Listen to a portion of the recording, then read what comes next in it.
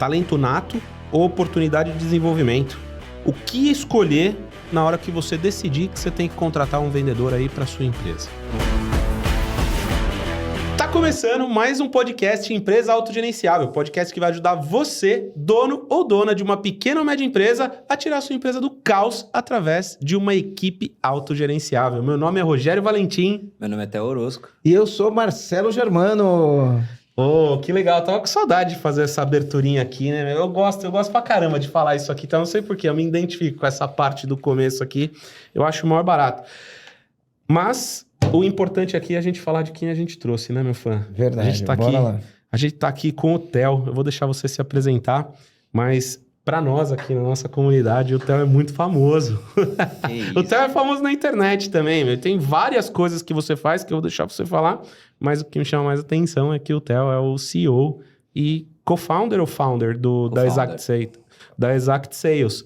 E para quem acompanha a gente nas redes aí, a gente está construindo nosso centro de treinamento, a gente divide o tempo todo. A Exact Sales já foi lá, onde vai ser o nosso centro de treinamento. Então, cheio de energia positiva lá, né, Theo? É isso aí, fizemos muita venda lá, então tenho certeza que vai ser super legal. Gente, a gente trouxe aqui o Theo Orosco. O Theo Orosco, ele é cofundador da Exact Sales. Ele é autor do livro Do Zero aos 50 milhões, né? Ele é autor do livro. Ele vai contar o porquê o livro chama Do Zero aos 50 milhões. A Exact Sales é uma empresa que foi vendida para a RD. Ele vai contar um pouquinho dessa história. E ele é um dos empreendedores hoje que fez aí essa rota de abrir empresa, levantar investimento, escalar a empresa e vender a empresa, e é um dos mais conhecidos aqui. Ele é mentor do G4 Educação, e ele está aí com várias frentes agora no negócio dele, com frente de educação também, e é uma das pessoas mais bem conectadas aqui de Santa Catarina.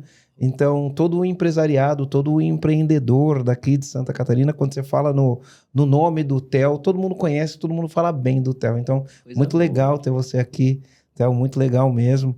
E o Theo é o pai do Ravi, então é uma história legal, eu quero que o Theo conta pra gente. Primeiro, um prazer estar aqui.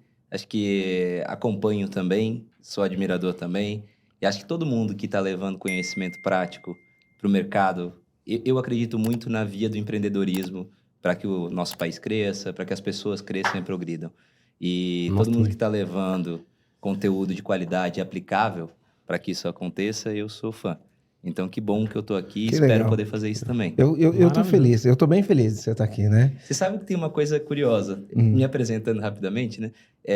Eu agora eu não sou mais empreendedor, eu virei o pai do Ravi, que é o meu filho, que chegou. É lógico. Então, assim, até pelas vias que ele chegou, acabou chamando muita atenção e é impressionante. Eu quero que você conte essa história, porque é muito bonita essa história. Que coisa boa, cara. Eu tô no melhor momento da minha vida, assim, eu sempre foi meu sonho, quem me conhece sabe. Sou o pai de pet também, do Dom e da Lola, marido da Isabel, esposo da Isabel. Mas, assim, a minha carreira profissional começou aqui na frente, cara. Vocês sabiam disso? Aqui na Cruz de Souza, aqui? Aqui na frente, frente desse prédio. Numa casa amarela que tem na frente desse prédio. Tem ali, né? Tem uma casa amarela mesmo, é verdade. Ela é amarela até hoje. Ela é do pai de um dos meus sócios na minha primeira empresa. Então, quando a gente começou, minha primeira empresa chama 2 para 1 Design. E a gente começou e não tinha lugar para começar, né? Então, pô, onde é que vai ser? Começou na sala da casa de um deles. E aí ele desocupou um quartinho que tinha ali praticamente pra gente, que é logo da frente, assim. E ali a gente montou a primeira operação da 2 para 1 Design, que se tornou uma das maiores empresas de design industrial do Brasil, desenho de produtos, né? Desenhava embalagens, brinquedos, automóveis. E depois eu vendi essa empresa, mas foi a minha história começou aqui na frente, cara, como empreendedor, assim. Então, que legal. Maior carinho quando eu passei aqui, parei, eu falei, cara, que coincidência boa. E isso me fez lembrar bastante. E eu não sou um cara que nasceu em... Sabe aquela coisa de... você nasceu em família empreendedora? Não, eu nasci em uma família que... A minha família brincava que se abrisse uma chapelaria, as pessoas nasciam sem cabeça, né? Essas piadas que acabam acontecendo. E eu nunca tive ambição de ser empreendedor também, isso é muito engraçado. Foi por acaso? Foi, cara. Eu sempre fui um cara de fazer muita coisa em paralelo. E eu sempre fui muito propositivo.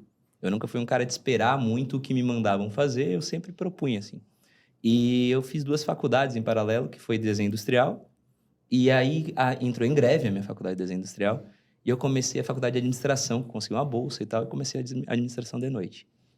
Fiz em paralelo e estagiava de tarde. Eu lembro até de um caso, eu estagiava na Fiesc, E o presidente da Fiesc ia fazer uma apresentação em alemão uma vez, eu lembro bem desse caso. E ninguém queria pegar, assim, tá todo mundo lotado de coisa, ninguém sabia alemão também, ninguém queria pegar essa bucha, de certa forma, né? E eu falei, não, eu resolvo, dá pra mim que eu resolvo. E aí, como é que você vai fazer? Eu falei, só preciso de alguém aqui no Sistema S como um todo, que vocês reservem um dia dessa pessoa para que ela fale alemão, eu vou achar alguém, e ela fica comigo. E eu fiz isso e eu lembro que era o Alcântara Corrêa, na época, se eu não me engano, e aí eu lembro que ele sabia meu nome, pouca gente ele sabia o nome, mas ele sabia. Então, assim, eu sempre fui propositivo. E nisso de ser propositivo, eu fui me destacando. Então, fui ganhando concursos de design, ganhei o prêmio da Associação Brasileira de Design, ganhei como estudante ainda o prêmio Ideia Brasil, que é considerado o Oscar do Design, né, que é na categoria estudante. E aí, isso tinha um grupo de estudantes ainda, que trabalhavam para uma empresa chamada Tipo D, de Brasília. Era o braço aqui em Florianópolis. E eles estavam insatisfeitos, estavam saindo dessa empresa e queriam abrir um conceito diferente uma empresa de design. E aí me chamaram. Aí a gente começou a conversar, eu trouxe a ideia, que eu falei para eles, cara, para mim, a gente deveria olhar design mais de ponta a ponta, uma escala de ampliação, desde a parte de briefing, do marketing, entender o consumidor, antes de começar a propor alguma coisa, até a preparação para a produção. Porque muitas vezes o designer, ele desenhava, mas passava para a mão do engenheiro e aquilo era infabricável, né? Então, assim, não adiantava aquele desenho. E aí, nessa época, eu falei, como a gente começava... Eles eram super inteligentes, os meus sócios, assim, são pessoas super inteligentes. E aí e a gente lendo Tim Brown, Design Thinking e outros conceitos naquela época. E aí eu falei, por isso o nome 2-para-1, inclusive, que é uma escala de ampliação na engenharia, né? De olhar esse design de maneira mais ampla. E deu muito certo, cara. Só que eu tinha 20 anos, 21 anos, algo do tipo. Então deu muito certo por um lado, cometemos muitos erros por outro, principalmente de gestão. Erros básicos, né? Quando a gente começa a falar de venda, a gente trouxe... A gente sempre fica emocionado com alguns tipos de venda. Então, como a gente ganhou os maiores prêmios do Brasil e do mundo de design, 6 vezes o prêmio IDEA, que é o Oscar do Design, Michelin Challenger, que é o prêmio do Salão Automóvel de Detroit, né? Uma proposição de um veículo. E aí começou a chamar muita atenção. E aí aquela coisa, assim, quase que inbound marketing, né? O que é? O pessoal começa a vir Começa a atrás. ficar referência. E começa a gerar a demanda. Só que a gente gerou demanda das grandes empresas, né? Então, assim, algumas das maiores empresas do Brasil começaram a procurar. E vocês não estavam prontos? Cara, eu vou te dizer que era uma questão de barganha. Eu sempre falo que isso é um dos grandes aprendizados de venda que eu acredito, assim. O vendedor, quando ele está emocionado, ele tende a fazer besteira. Né? Pega um vendedor no final do mês e diz para ele assim, você tem até 20% agora para dar desconto. O até é arriscado e vira a partir de, né? Por quê? Porque ele está emocionado. Se ele está longe da meta dele, isso piora. Então, assim, quando a gente estava negociando com esses caras, eram os caras que eu via na TV. Que eu via, eu com 20 e poucos anos, tudo que eu queria era pegar esses caras como cliente. E é uma questão do que a gente chama de ICP, né? Que traduzindo, né? Ideal Customer Profile, ou seja, o cara correto para comprar de ti. Por vários fatores a gente tem que entender esse correto. Correto não é só quem fecha. É quem fecha e tem bom uso, quem fecha e deixa uma boa margem. Não adianta você fechar com um cara que deixa uma margem ruim. Quem fecha e vai usar bem o produto, Exatamente. Né? E aí, nessa época, foi essa questão, porque a gente entregava bem. Só que o modelo de negócio que eles propunham pra gente, normalmente era a taxa de sucesso. Você trabalha agora, esse produto vai pro mercado, você ganha uma porcentagem, um FII, do que vender, até um teto, que é o que eu devia ter te pago lá atrás. E, cara, eu comecei entregando panfleto, cara. Então, eu não tinha capital de giro. Eu não tinha como botar dinheiro na frente. Então, o que eu tinha que fazer? Eu trabalhar 15 horas, 16 horas, fim de semana, eu e meu sócio. E meus sócios na época, e nisso fui saindo sócios, inclusive, que não aguentaram o tranco. E a empresa bem, e os sócios saindo. Éramos 6 no início. Acabou 2. E aí, no fim, eu vendi para o meu sócio, na realidade, assim, por um valor bom, não foi ruim, mas vendi para ele porque eu não aguentava mais também, cara. Fui o último sócio a sair, e aí ele repivotou a empresa, ela tá super bem. É um cara genial chamado Alexandre Turozzi, e por decisões equivocadas lá na venda, já lá no início.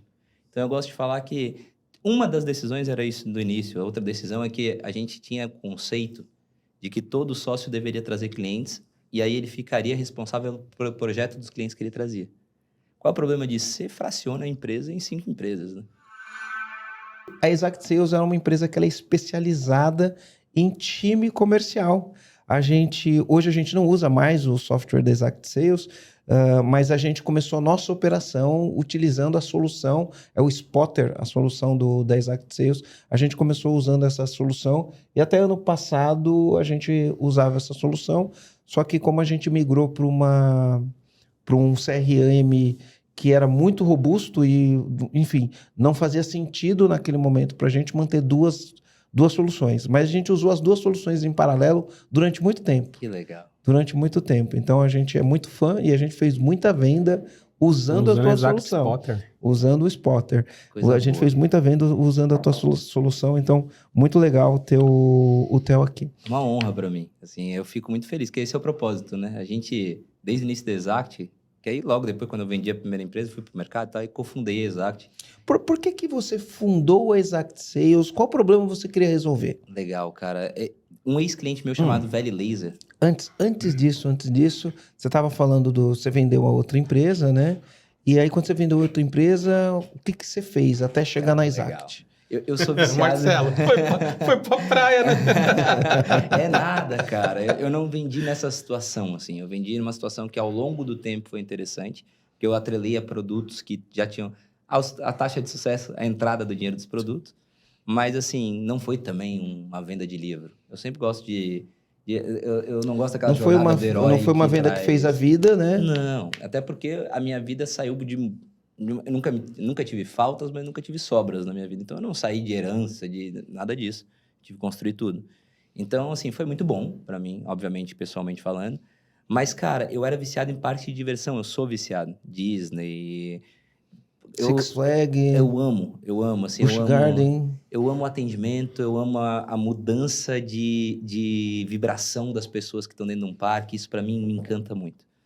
E eu sou um cara de conexões, como você falou, assim. E é muito engraçado, porque eu sou um cara de conexões que eu não estabeleço conexões com o intuito de estabelecer. Tanto que eu não sei o nome da grande parte das conexões que eu tenho. Só que eu sou verdadeiramente interessado. Sempre falo isso. Então, as pessoas gostam de alguém verdadeiramente interessado.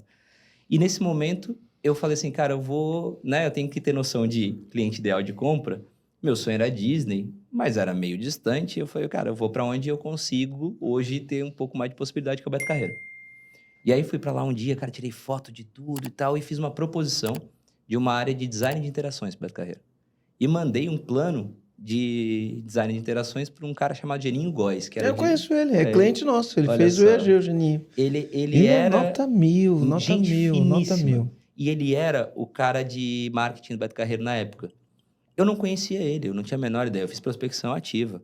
Enviei um e-mail, enviei carta com a proposição, liguei pra caceta. Parada do comercial Liguei pulsa muito. na veia, né, Cara, eu acho que E aí, cara, eu acho que assim, um vendedor ele tem que ser proativo, né? É muito difícil de você ter um vendedor reativo. 90%. Não existe uma verdade absoluta em venda, né? Não tem certo ou errado na minha visão. Tem adequado. E eu acho que assim, em 90% da Tatel aqui, dos casos, o adequado é o proativo. E eu fui muito proativo naquele momento, mandei pra ele gostou pra caramba. Só que ele estava saindo da cadeira e quem estava assumindo era o Boab. Estava vindo da CVC. E aí o Boab, ele apresentou pro Boab. O Boab gostou também. E aí ele falou, putz, deixa eu levar pro Alex Murat, que era o filho do Beto Carreiro, que na época era o CEO. O Alex gostou também, mas ele deu um feedback pro Boab me passar que não seria um caminho de curto prazo ter aquilo. E me ofereceram uma vaga, uma posição de uma outra área que eles estavam fundando, que era para gerenciar o time de call center. Então, assim, muito louco, né? Entrei com design de experiência e saí com call center, né? Então, assim, de oportunidade. Eu sempre digo que não tem certo ou errado. Call center é adequado a muitas empresas. Então, assim, só que eu não conhecia, né, Marcelo? Eu era um cara de design, então eu falei, pô, deixa eu entender o que é isso aqui. E aí foi minha Call center de vendas? Sim. Ou do atendimento ao cliente? De vendas. O Beto Carreiro, ele vende essencialmente para as agências, né? Então, assim, ele não vende faz um B2B, final, né? Exato. A grande maioria, pelo menos era, não sei como é que é hoje, eu acredito que seja a mesma coisa, da demanda vem das agências. Então, eu comecei a tentar entender se aquilo, na minha visão, era o mais adequado. E na minha visão não era. Porque o que é o grande ponto? Por isso que os caras falam, design é tudo, né? Você tem o pensamento de design, né? Da usabilidade do negócio, olha de como funciona. Você falando tem essa isso, frase, design é tudo. Design né? é tudo. Eu nem sei de quem é essa frase, mas design é tudo. Eu acho que e hoje de manhã eu terminei. Hoje de manhã eu tava terminando de ler o Adams Óbvio. Sim. E é uma história parecida com isso. Ele chega lá, faz uma proposta. É um livrico desse tamanhozinho, muito né? A gente tava falando. Ele faz exatamente o que você fez. Ele começa a história dele, ele chega lá, mira num negócio, acerta outro, entra como estagiário, né? E são as perguntas óbvias que te levam a esse tipo de coisa. Não é? Então, a minha pergunta óbvia era assim, vamos lá. Se eu ligar para um monte de agência e trouxer uma agência trazer a agência me garante a venda? Não garante. Né? O AAA no final do dia, né? Que é para... Cara, não adianta você trazer essa pessoa fechar contigo e ela não ativar. Ela não gerar aquele engajamento e trazer... E fazer com que aquilo na ponta reverbere, né? É quem faz canais de venda, por exemplo, que acha que é só trazer canal. Não. Porque igual você quem trabalha trouxe- com representante que contrata 40 representantes, dos 40 só 2 vende. Exatamente, que é o engajado são 2 e o restante tá ali Quer para colocar mais um na carteira e garantir o espaço. Exatamente. E aí, então, dentro disso, eu olhei e falei assim, cara, eu acho que o ideal seria eu perguntar muito para a agência antes de querer vender, porque talvez não seja interessante eu vender, eu vou perder tempo. Mas nisso, na conversa, não foi uma conversa que já estava muito decidido para aquele lado, então não teve essa abertura. Só que eu fiquei com aquilo na cabeça. E um ex-cliente meu chamado Valley Laser, dos irmãos Botós, eles tinham pegado um investimento com o Criatec, que é um fundo de investimento, de 1 milhão, que na época, cara, 1 milhão era 10 Fortuna. hoje. Então, tinham pegado e tinham andado de lado. Tinham saído de 900 para 1,4 milhões de faturamento. Ou seja, andou de mala. Gastou 1 milhão, cresceu 500. Né? E não era recorrente, era venda de máquinas. Ou seja, esse cara não pagava todo mês. Ele vendeu o que vendeu, não tem. Depois não vende mais. E o que ele tinha feito? Ele tinha pegado e contratado um monte de vendedor. Que é a solução que a maioria das pessoas acredita, né? Contrata um monte de vendedor, quanto mais agenda ele tiver, quanto mais porta ele bater, mais venda vai sair. Que na maioria das vezes não é o que acontece. É parte da verdade, né? Não uma verdade absoluta. A volumetria ela é importante, sem dúvida nenhuma, mas a volumetria sem planejamento, sem uma orquestra...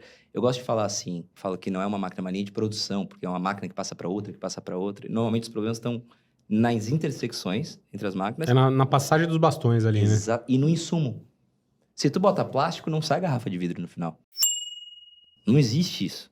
Então, ou Nossa, que seja... da hora essa frase. Cara, se tu chegar e botar um insumo... Vamos lá, eu tenho uma loja. Vamos traduzir, né? Vamos entender que as pessoas aqui têm uma loja de luxo, carro de luxo. Adianta você chegar no ponto de ônibus e passar e dizer, tem coffee break na loja hoje. Você lota a loja. Você concorda? O marketing vai dizer assim, bati minha meta, gente. O marketing vai dizer, era para lotar o nosso evento de coffee break, tá lotado. Lotei. É isso aí. E aí o que ele faz? Joga no vendedor. Mas o nosso vendedor não tá convertendo. Peraí, se tu não tiver um alinhamento entre os dois do que é para lotar, é isso que vai acontecer. Lotar de quê? Exatamente. E aí é o que a gente chama desse termo de acordo, o SLA. Cara, lotar com que perfil? Com que tipo de... E era o que estava acontecendo na Velho naquele momento. Era muito agendamento de reunião. Os caras saíram de São Paulo e Florianópolis. Mas, às vezes, só para ter uma ideia, eles chegavam na reunião para, em 5 minutos, perguntar a velocidade da esteira de produção que aquele cara tinha. E se fosse mais veloz que X, era impossível de sair venda. E ele saiu de Florianópolis e São Paulo para, uma grande parte das vezes, descobrir isso lá. Então, era como lotar com um comedor de coffee break. A brincadeira, então, era isso que estava acontecendo naquele momento. Conversão abaixo de 4%. Ou seja, das reuniões que aconteciam, menos de 4% viravam venda. Isso é impossível de sustentar no longo prazo, porque você tem um limite de público, né? Você não consegue ficar abrindo toda hora para perder 96%.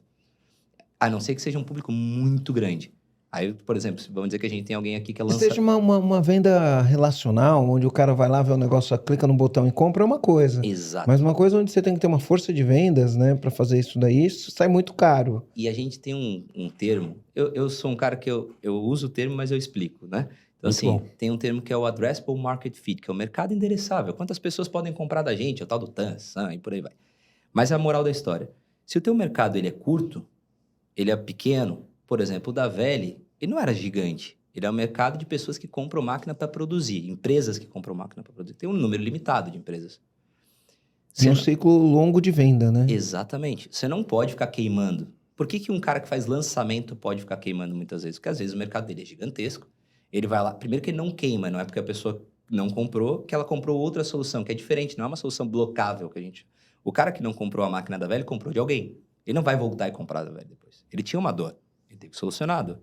Não solucionou com a gente. Então, assim, é outra realidade. Agora, um cara que faz lançamento, ele vai lá e faz um lançamento, faz a fórmula, pum, pum, pum, no final 3 a 5%, né? Sendo otimista. 95%, 97% não comprou de ti. Esse cara pode voltar num ciclo. Não foi blocado por alguém.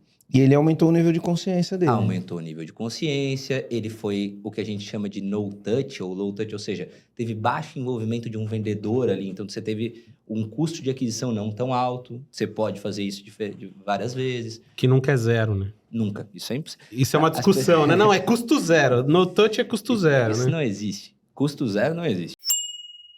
Eu desconheço uma venda de custo zero. Né? Então, assim... Mas o grande ponto para mim é assim... Ok, entendemos que na Veli, naquela situação, eu não podia simplesmente ficar passando reunião para frente.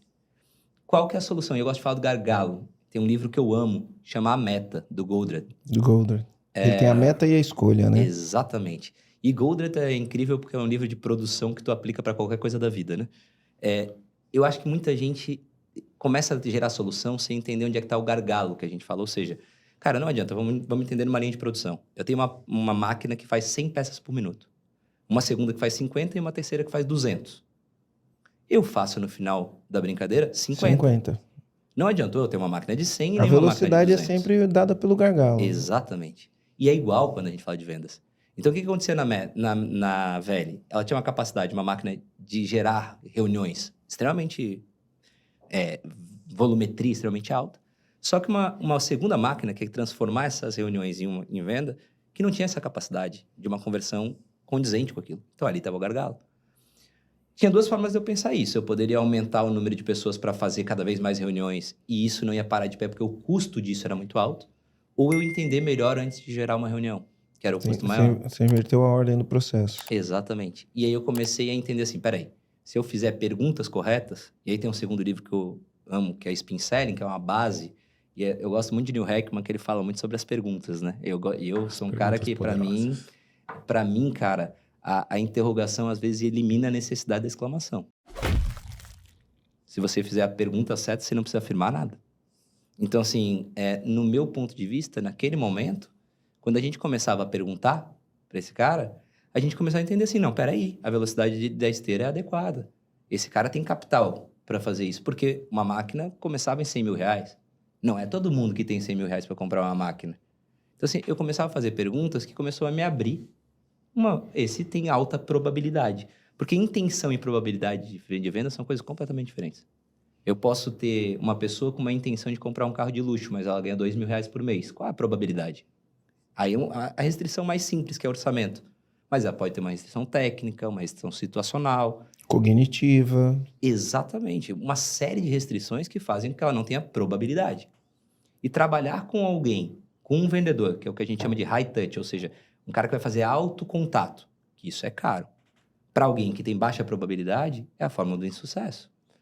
E é o que estava acontecendo. Então, eu não precisava daquele volume de vendedores que a Veli tinha. Eu precisava de mais gente qualificando. E aí, eu comecei a fazer em Excel. Perguntas que eram feitas para as pessoas técnicas, etc., que davam uma nota para cada resposta, somava as notas e, a partir de tanto, eu entendia que tinha probabilidade.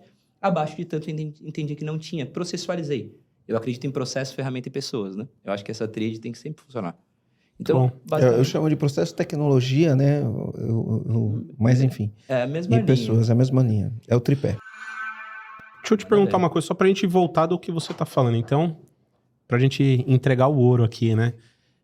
O que eu percebo é que as pessoas passam e não observam os gargalos. Sim. Por uma questão que é muito óbvia, mas talvez a gente mesmo não para pra olhar, né? Que é o objetivo. O cara não tem um objetivo claro e setado na cabeça, e aí o que ele faz? Vou gerar volume. Aí, se você fosse com esse objetivo, você colocaria mais 10 vendedores e você ia continuar não vendendo do mesmo jeito, porque as pessoas prováveis não estavam lá. E sabe uma coisa? O objetivo, às vezes, O Goldratt, ele tem uma coisa que ele fala que eu gosto muito. Ele fala que, assim, o que é o mais fácil de você ter como objetivo? É o final. Você concorda? O que é o que você bota numa comissionamento de um vendedor? O que é um comissionamento de um vendedor? Quanto ele vende. Só que o que faz pelo ele valor vender, vendido, te pago pelo... O que faz ele vender não é a intenção de vender. São os processos intermediários. Então, o que eu gosto de falar? Assim, a Veli não estava vendendo. Mas o que fez a Veli vender não é porque o vendedor não queria. Né? Não adianta eu dizer, vai ganhar um carro, hein? O vendedor que vender mais. Não quer dizer que o vendedor vai conseguir fazer algo que ele não consegue. Cara, milagre. Pegar um cara que não tem 50 reais e fazer ele comprar uma máquina de 100 mil. Não vai dar de acontecer isso. Então, assim, os intermediários é que fazem a coisa acontecer. Então, eu começo a fracionar. Quanto mais eu fraciono e entendo o passo a passo de alguma coisa, mais eu descubro onde eu tenho que trabalhar. Vou te dar um exemplo, tá? Um cliente, para dar um exemplo, uma loja de roupas de infantis para bebê. Olha como é interessante. Ela queria vender no online, ela queria sair só da loja física. E esse cliente, ele começou a mandar muito WhatsApp para os clientes, só que assim, panfleteiro online. WhatsApp com desconto. Mas eu não entendi nada do Marcelo, estou mandando WhatsApp pro Marcelo. Cara, eu particularmente Mandando detesto WhatsApp pra esse quem não tipo. tem filho, não tem sobrinho. Exato, não tem contexto para você mandar aquilo ali. O que começa a acontecer? A pessoa te barra e tu não tem mais o canal. O que é o projeto que a gente... Tá, então se a gente tem essa possibilidade, vamos coletar lá na ponta, lá no corpo a corpo, dados para nos justificar. Então a pessoa, cara, a vendedora estava com um tablet na mão, ela falava, você já comprou a bolsa de maternidade? Não, pum. Você pretende comprar? Daqui a uns 2, 3 meses eu vou olhar isso. 2 meses. Aí tem uma pergunta de observação. Qual o tipo de roupa que a pessoa gostou mais? Ela fala, opa, a pessoa viu mais a roupa branca com estampa colorida. Pum, branco com colorido. O que acontece agora? Daqui a 2 meses, no caso a gente usa Exact, mas dentro do teu CRM ou daquilo que... Daqui a 2 meses eu já configuro para mandar um link com uma bolsa de maternidade branca com estampa colorida e dizer no copy, na frase... Dizendo assim, cara, você disse que ia comprar daqui a 2 meses, eu lembro que eu observei e pareceu que você gostou das brancas com estampa colorida. Então, eu fiz uma bolsa de maternidade com esse tipo de roupa que, se você comprar por aqui, eu consigo 20% de desconto para você. Aí, essa pessoa começou a ir muito bem no online. Mas ela entendeu o gargalo. Qual o gargalo? Conexão. Eu mando a informação pelo WhatsApp. Eu estou fazendo, eu tenho contato, eu mando. Só que a pessoa... não clica para fazer aquilo lá. Agora eu tenho que começar a ver o porquê. Pô, ela não tá fazendo... É que nem a pessoa que... a estratégia de e-mail não funciona mais. Aí você vai olhar o título do e-mail que a pessoa tá mandando. Não abre. Cara, não tem nada a ver com o que está sendo conduzido durante a negociação. Eu acho que a maioria das vezes a gente culpa canal e a culpa é da forma que a gente usa o canal. Da maneira de olhar o processo, tem uma visão... mais ampla do processo. Exatamente. Estratégia de e-mail não funciona. Theo, eu mesmo não acredito, Theo. Mas funciona, viu? Eu vou te falar, aí que tá. Funciona, a gente fez teste esses dias e funciona, cara. Nenhuma estratégia separadamente, na minha opinião, hoje, tá? Hoje. Já funcionou no passado, cara. Quando a RD começou, e-mail sozinho funcionava pra caramba. Quando eu comecei Exact, telefone sozinho, Funcionava muito, né? As pessoas atendiam o telefone, hoje ninguém atende mais. Vírgula. No B2C. No B2B, eu duvido você ligar para uma empresa e ela não atender. Eu jogo contigo que ela atende. Verdade. Aí a tua questão vai ser conseguir escalar até a pessoa que você precisa escalar. Aí, de novo, aí a pessoa às vezes fala para mim, não, ninguém me atende, e ela prospecta a empresa. Eu falo, não é possível. É impossível ninguém te atender. A pessoa não está atendendo ou você não está conseguindo chegar na pessoa certa? Não, até me atende, mas eu não consigo chegar. Eu falei, então, peraí, então a gente tem que dar um passinho atrás. É o gargalo. Então, o teu gargalo não é a pessoa te atender. O gargalo é como eu acho a pessoa correta. Ou como eu chego nela. Como eu falo com ela. Vou te dar um exemplo. Pô, estratégia simples que a gente usa com os clientes da Exact. E a gente consegue um resultado super bom em empresas. A primeira coisa, a gente criou o buscador de contatos. O que é isso? Você bota o cargo, ela te dá o nome. Se não tiver o nome, cara, se experimentar ligar e pedir para falar com o responsável da área tal, a tendência é você não chegar. Esquece. A pessoa vai te mandar e-mail. Se eu tenho o nome, Marcelo Germano. Aí eu vou ligar e vou dizer assim... Vou mandar um e-mail antes pro Marcelo. Vou ligar e vou dizer assim, você me passa pro Germano, cara, o Marcelo, fala que é o Theo que tá trocando e-mail com ele. Eu chego no Marcelo. Eu te garanto que eu chego no Marcelo. Agora vem o próximo passo da linha de... Por isso que eu falo, da linha de produção. Que vai ser fazer o Marcelo me ouvir. Eu ganhei uma jarda, uma milha. Agora eu tenho que ganhar a próxima. E na hora que atender, você só vai ter 5 segundos. Cara, aí que tá. Aí eu começo falando, eu brinco muito, eu gosto de novela, Big Brother, cerveja ruim, eu sou bem povão, né? E aí eu amo Big Brother. Assim, e tinha uma menina que chamava Nayara Azevedo no Big Brother. E ela falava, cara, tudo a pessoa chegava pra ela e falava assim, ô Nayara, hoje eu briguei com fulano. Ela falava assim, eu quando brigo, tudo era ela. A pessoa ela não ouvia a pessoa, não perguntava pra pessoa, tudo era ela. Eu brinco que o prospectador e o vendedor no Brasil tem síndrome de Nayara Azevedo. Que é só falar de si. Cara, você percebe assim, imagina se um cara da Exact ligar e falar assim, olá, tudo bem? Aqui é da Exact Sales, maior software de Sales Engagement na América Latina. Do outro lado, o cara tá pensando, E eu com isso. Quase que eu falei um palavrão agora. Então, eu me segurei pra caramba. Mas, assim, quase que você falou outro agora. Por isso que é bom o briefing. Mas olha só. Imagina, agora vamos pra outra situação, tá? Imagina essa outra situação. Cheguei no Marcelo, E aí, vamos dizer que o Marcelo tem um software de ERP. Tá? Vou dar só um contexto. Quando eu liguei para o Marcelo, a ferramenta me disse assim, ó, comece dizendo para o Marcelo que a TOTUS, a Sênior, a SAP e a Cigan são clientes da Exact, que você tem alguns casos de sucesso que você pode mandar para ele e que você trabalhou com eles melhorando a conversão de reunião em vendas. E pergunta se faz sentido vocês conversarem sobre esse assunto. E o Marcelo é um ERP. Eu duvido o Marcelo não querer falar comigo. Porque eu falei o nome dos líderes do mercado dele, que são meus clientes, isso é prova social, eu estou usando gatilho mental. Eu falei de uma dor que é impossível o Marcelo não ter. E agora, no mínimo, ele quer me ouvir. E aí a gente vai começar uma conversa. Você percebe que mudou? Esses dias, um cara fez uma abordagem, eu achei muito interessante a abordagem que ele fez. Eu vou palestrar lá no RD Summit, né? Inclusive foi você que fez o convite aqui. Prazer. Queria agradecer aqui o Theo que fez o convite. Vou palestrar lá no RD Summit. O cara entrou em contato comigo no LinkedIn e depois eu fui ver que a gente tinha bastante contatos em comum. E ele pegou e escreveu assim no LinkedIn para mim. Ele escreveu assim, olha, eu tô vendo que você vai palestrar no RD Summit. Queria saber como que você está se preparando para essa palestra. E aí ele, no meio disso, eu falei, chamou atenção, vou palestrar lá, eu quero saber como você está se preparando. Ele falou, nós temos um diagnóstico para avaliar se a tua palestra é boa ou não. E normalmente quando a gente faz esse diagnóstico, a gente cobra um valor X para fazer isso. Mas como você é uma pessoa que tem muita presença na internet, eu gostaria muito de trabalhar com você. Bora marcar uma conversa? Né? Acho que eu só teria botado prova social no meio, mas é um baita pitch. Aí, beleza. Aí eu conversei com ele, até passei o teu contato para ele, o Naldo, ele vai fazer um evento aqui, passei o contato do Rogério para ele, e aí essa semana eu voltei a conversa com ele, porque tá chegando a palestra, né? Mas foi a abordagem. E eu acho que ele nem precisaria usar o gatilho que ele falou, ó, para fazer esse diagnóstico nós cobramos R$3.500. Mas como você tem muita presença na internet, eu acho que você é um bom case, eu quero construir um case. Né? É lógico que ele vai me fazer uma oferta de vendas, a gente sabe que ele vai... Isso daí é um gatilho para ele fazer um call e fazer uma oferta de vendas.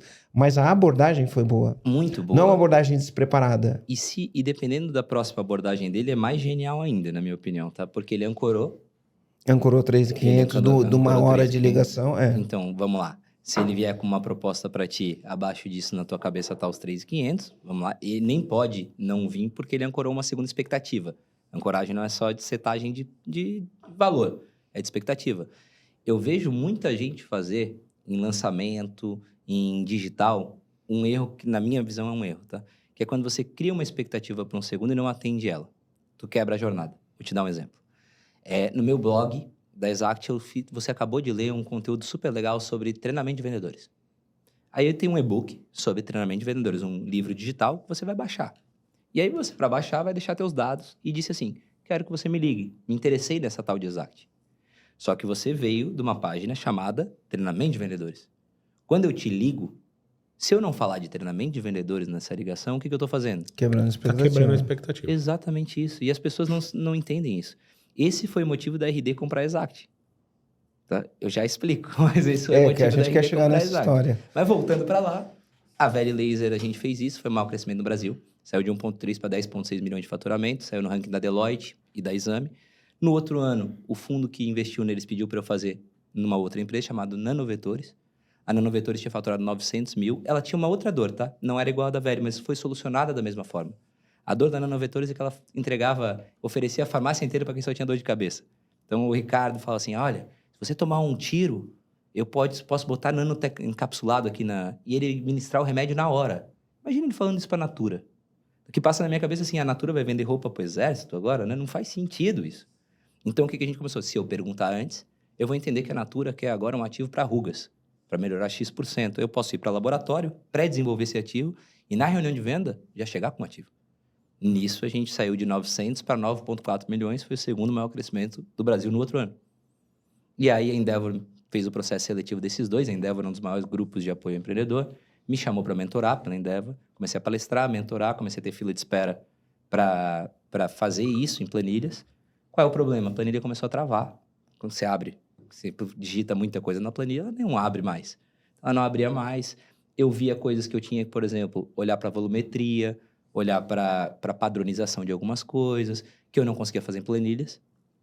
eu fui atrás de um software para fazer isso. Na época, o Pipedrive, que é um CRM, ele era o que eu usava logo depois da planilha. E o Ragnar Sass, que era o CEO, não sei se pronuncia assim, ele estava no Brasil para o RD Summit, para palestrar no RD Summit. E eu chamei ele, porque eu tinha os 2 maiores cases dele no Brasil. E aí ele veio, e a gente conversou. E aí eu falei, cara, eu tenho isso aqui. Tem como você botar dentro do CRM? Ele riu. Falou, isso chama Sales Engagement. Descobri que tinha nome. E aí, quando eu fui ver, as plataformas eram caríssimas. Você tinha que ter, normalmente, um Salesforce, uma outra tecnologia muito cara, atrelada. Que não atende todo mundo. E que não fazia exatamente o que eu queria. Eu não queria mais abrir empresa, mas naquele momento foi meio que obrigatório. Eu estava dando palestra e um cara na palestra, que é o Adonai Freitas, é um dos quase que cofundador, foi o primeiro investidor da Exact. Falou, eu invisto na tua empresa, cara, faz isso, você precisa fazer. Eu fui para um RD Summit e no palco estava o Eric Santos, que é o CEO da RD. E o Eric falando de um tal de SaaS, né, Software como Serviço, e o que me chamou a atenção foi o empilhamento de receita. Porque na minha realidade, eu tinha que vender, e mês que vem começava o jogo todo de novo. Tinha que vender de novo. Aí ele falou, não, peraí, eu vendo, se esse cara gostar, mês que vem ele paga de novo, e paga de novo, e eu vou empilhando tudo que eu vou vender. Eu falei, caramba, isso é legal. E aí isso me chamou a atenção. Eu falei, pô, acho que eu vou voltar pro jogo. Eu não sou um cara de tecnologia, eu ia ter uma empresa de tecnologia. Eu precisava de um sócio de tecnologia. Então, cara, fiz uma lista, e o primeiro cara que eu fui era alguém que eu não achei que ia querer, porque já estava muito bem posicionado. Mas tinha estudado comigo na 6ª série e tal, que é o Felipe Roman. E aí eu fui e consegui fazer a primeira grande venda da Exact, que foi convencer ele a ser meu sócio. E a gente abriu a Exact em fevereiro de 2015. De lá para cá foram 9 anos, 8 anos até a venda. Nós nos tornamos o maior na América Latina, no que a gente faz, né? Clientes por nível global. Nível EAG? As maiores empresas do Brasil e do mundo são clientes da Exact, graças a Deus. E aí, cara, teve uma coisa muito interessante. Quando a RD foi vendida, parecia que a gente ia botar na página amarela a Exact, né? Começou um monte de gente a vir atrás para comprar a Exact também. E só que naquele momento o mercado virou. Não sei se vocês lembram, naquele momento, assim, antes o que era valorizado era crescimento. E de repente começaram a valorizar receita, EBITDA, lucro. E a gente estava em crescimento, mas não estava. A gente está queimando dinheiro de fundo de investimento. E aí a gente teve que remodelar toda a Exact, assim. E nesse remodelamento a gente acabou não fechando com alguns que botaram proposta na mesa, porque a gente acreditava que valia mais e tal. E no fim veio a RD. Foi uma questão bem interessante, até depois eu teria que me aprofundar, e aí mas veio a RD na mesa, e o motivo da RD ter vindo na mesa e ter feito muito sentido, nós tínhamos mais de 600 clientes em comum, que era a melhor base de ambas as empresas, é uma base muito saudável para a RD e muito saudável para a Exact. Um dos motivos dela ser saudável é o que eu falei antes. Então, se você está numa página de captura, uma landing page, né, você botou os dados, a gente configura para que a Exact, por exemplo, leia, que veio de lá, e ela já diga para o operador, pergunte se ele leu o e-book que ele baixou sobre treinamento de vendas. Diga para ele que, de acordo com a Harvard Business Review, treinar os vendedores melhora em tantos % seu... Agora, você imagina você receber uma ligação de um prospectador, né, um SDR, falando de Harvard.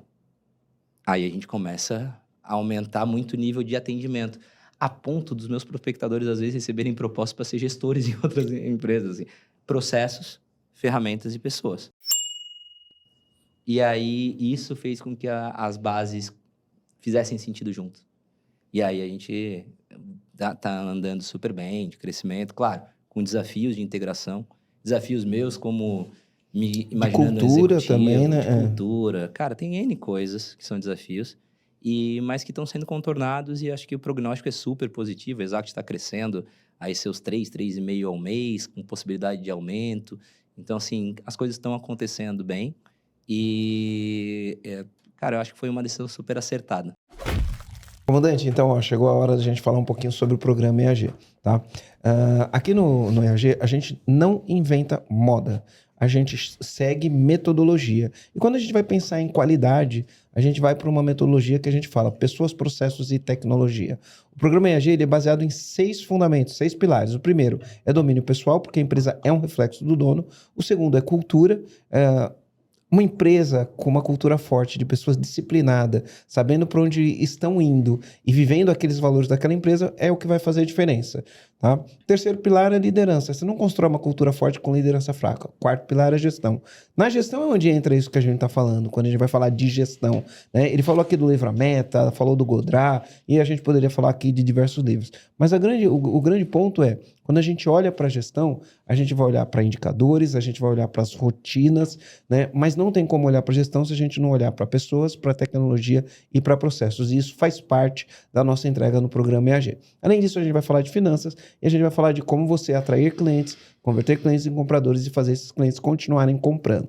Então, se você está colocando seus esforços no local errado, se você está com um monte de gargalo na tua empresa e não sabe como resolver, se você vive apagando incêndio, trabalhando 14, 16 horas por dia, fazendo um trabalho, esforço, onde o resultado não está, eu acho que a melhor solução para você é participar do programa EAG. Então tem um link aqui, vai ter um QR Code no vídeo se você estiver assistindo pelo vídeo, ou você vai clicar aqui na descrição do vídeo, tem um link, clica ali, preenche o formulário, o pessoal do meu time vai entrar em contato com você e vai trazer você para você trabalhar, enfim, a sua empresa como um todo. É isso aí, meu fã. É isso aí, maravilhoso. O EAG tem que fazer. EAG tem que fazer. Bom, no teu livro, do 0 aos 50 milhões, você conta a história do zero, essa história que a gente está contando aqui no final do dia, e ele é do 0 aos 50 milhões pelo valor que a Exact foi vendida? Não, basicamente, nesse momento teve a venda da Exact, vivo esses desafios. No meio do caminho, eu comecei a falar muito e mentorar outras empresas através da ACE, aceleradora, da Endeavor, da Astela, né, que eu fui cofundador do Astela Expert Network, que a Astela é um dos principais fundos de investimento no Brasil em tecnologia, e que eu cofundei com eles o programa de capacitação para as empresas do fundo, onde eu mentorei outras empresas da Astela. Isso foi muito legal, porque eles investiram na Exact, gostaram do que viram e me chamaram para mentorar outras empresas. Então, isso foi um movimento que me envaideceu bastante. Tive a DVB entrei como diretor, Associação Brasileira de Dirigente Marketing e Venda, entrei como diretor de negócio, de inovação, fui vice-presidente, me convidaram para a presidência, mas eu, naquele momento, falei, cara, eu estou com muito projeto, é impossível. E aí eu saí da DVB, mas eu nutro um carinho gigantesco. E surgiu o G4, um convite do Alfredo, na época, eu cofundei o G4 Sales, um produto super específico de venda, e tenho a felicidade de ser aí, nos últimos anos, o maior NPS do G4, eles falam isso abertamente. Eu acho que compartilhando, cara, eu sou zero guru, acho que já perceberam, né? Eu não gosto de fórmula mágica, eu gosto de bases, é o que você falou, assim, eu acho que as bases são muito interessantes. Eu tenho um sócio num evento que chama Brasil Sales Summit, e no meu podcast também, que chama Forecast, que é o Hélio Azevedo, e o Hélio Azevedo foi vice-presidente da SAP, foi gerente do Windows no Brasil. E o Hélio, ele fala uma coisa que é muito interessante. Ele fala assim, cara, alguém já pagou para descobrir as bases corretas. Agora você pode replicar aquelas bases. Então, não é porque ele fala, a SAP usa a mesma coisa que uma empresa pequena pode usar. Por exemplo, tem onboarding. O que é? Treinamento inicial. Cara, se você não faz, pode ser numa padaria. Se você não faz onboarding, alguém vai fazer. Se você não treinou esse cara, se você não disse a cultura que é estabelecida lá dentro, quais são os processos, como é que ele é valorizado, como é que ele é ejetado, né? Não tem aquilo que você vai olhar, ele vai ficar perdido tal qual em uma empresa como uma SAP, que é uma das maiores empresas do mundo. Então, essa diferenciação entre o que é feito numa grande empresa e na pequena, na realidade é proporção, não o quê. A base é a mesma. E eu acredito muito nisso. Então, eu compartilho bases que eu vejo que estão dando certo dentro de clientes da Exact e empresas que eu vejo e que não necessariamente são verdades absolutas, que elas podem ser adequadas a quem está me ouvindo. E isso eu acho que me fez virar o que eu mais temia, um Instagrammer, né? Tô no Instagram o tempo todo. E, cara, tem sido uma frente que eu tenho gostado muito. Palestras, treinamentos. E a gente tem um produto na Exact que ele é muito voltado a ajudar na implementação dos nossos softwares, mas não somente na implementação dele como um software, mas naquilo que tangencia, muitas vezes, de forma prática, assim, tipo. E aí, dentro desse produto, eu tenho cada vez mais me aproximado dele também para entender os clientes, para poder compartilhar da melhor maneira. É uma honra poder estar aqui, cara, porque eu acho que, de novo, existem mercados que a gente tem que somar esforços.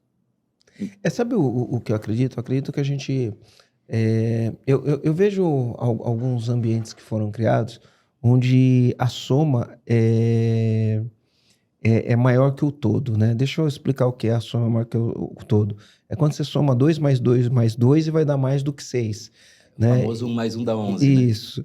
E então eu tenho visto esses movimentos acontecerem, né? E a gente tem uma oportunidade de fazer isso aqui em Florianópolis, né? Eu acho que tá todo mundo separado, né? Acho que existe uma grande oportunidade aqui de a gente usar esses movimentos em que a soma é maior que o todo, né? Você sabe que, assim, contando um pouco de bastidores, foi feito em Florianópolis, mas eu acho que morreu ali. Morreu. Então, 2011, 2012, de 2012 até 2015, mais ou menos. eu acho que tem iniciativas, mas elas estão muito picotadas, vamos dizer assim. Mas a gente é um grupo que, cara, nesse grupo tava o Eric Santos, da RD, eu, o Heids, que vendeu Achado para o Mercado Livre, Joãozinho, que vendeu a Cowork para a Lynx, depois se tornou CEO da Stone, que comprou a Lynx. Gustavo, da Decora, vendeu por $100 milhões para a Creative Drive. Conta Azul, o João da Conta Azul. Então, assim, todos faziam Tem o pessoal parte da de Asas também, pessoal, né? Piero da É Piero, né? Asas. Então, assim, cara, o Piero não fazia desse grupo, mas ele frequentava esse mesmo ambiente. Diogo da Blue Ticket, Radamés. Cara, é um grupo super bacana que a gente se apoiou muito, assim, tipo, nesse... Eu acho que é importante esse conceito de comunidade, é importante esse conceito de compartilhamento para que o ecossistema aconteça. E não só para grande, não só para tecnologia. Acho que aí é onde está o grande ponto falho, na minha opinião. Isso ficou muito concentrado Ficou em numa tecnologia. bolha, né? Ficou a bolha, não saiu da bolha. E, cara, eu vou dizer, quando eu falo que os conceitos são os mesmos, olha só, um fato... Eu adoro contar história, acho que vocês já perceberam, né? Mas eu sou muito pão duro, muito. E eu tava em São Paulo para dar treinamento e, cara, eu sou viciado em perfume e eu tinha esquecido meu perfume. E aí a minha esposa fez a pior convite que pode um pão duro receber, que é ir pro shopping no JK. Que, cara, é um sofrimento pro pão duro, né? Cada vitrine é um sofrimento. E aí eu fui comprar numa loja de perfume super famosa e cheguei nessa loja e, cara, fui atendido de um jeito absurdo. Assim, absurdamente incrível. Aí eu perguntei, o que você quer? Perfume. Qual que você quer? Eu mostrei a foto, eu não sou um cara que lembra do nome. Ele falou, nossa, esse perfume é super marcante, ele tem notas de couro e tal. E normalmente ele é para quem trabalha com exposição. Você trabalha com exposição? Mãe de nada, né? Você trabalha e tal. Aí ele falou, cara, que legal. Mas ele é um perfume que super sai na loja. Tem outros perfumes com a mesma característica marcante, que são mais exclusivos. Você não quer dar uma olhada? Eu falei, pô, quero. Fui lá dar uma olhada. Aí, cara, eu falei, fiquei encantado. E eu sou um cara que, assim, o meu primeiro vendedor que funcionou, ele era palhaço da festa de aniversário do meu sobrinho, que era o tio Vermelho, que era o Caio Freitas. Porra, eu não contrato vendedor por habilidades técnicas, né? A hard skill. Eu contrato por habilidades comportamentais. Eu vejo que ele tem início, meio e fim, que é uma coisa importante para o vendedor. Ele consegue voltar no assunto, ele é uma pessoa que consegue fazer as perguntas certas, ele tem um tom de voz adequado, um ritmo de fala, ele te ouve e, ao mesmo tempo, também consegue se impor. São coisas importantes para mim, proativo. E aí eu vi, cara, o cara reunia tudo isso. Eu falei para minha esposa, deixa eu ficar olhando aqui. Ela falou, tu quer contratar, né? Eu falei, quero.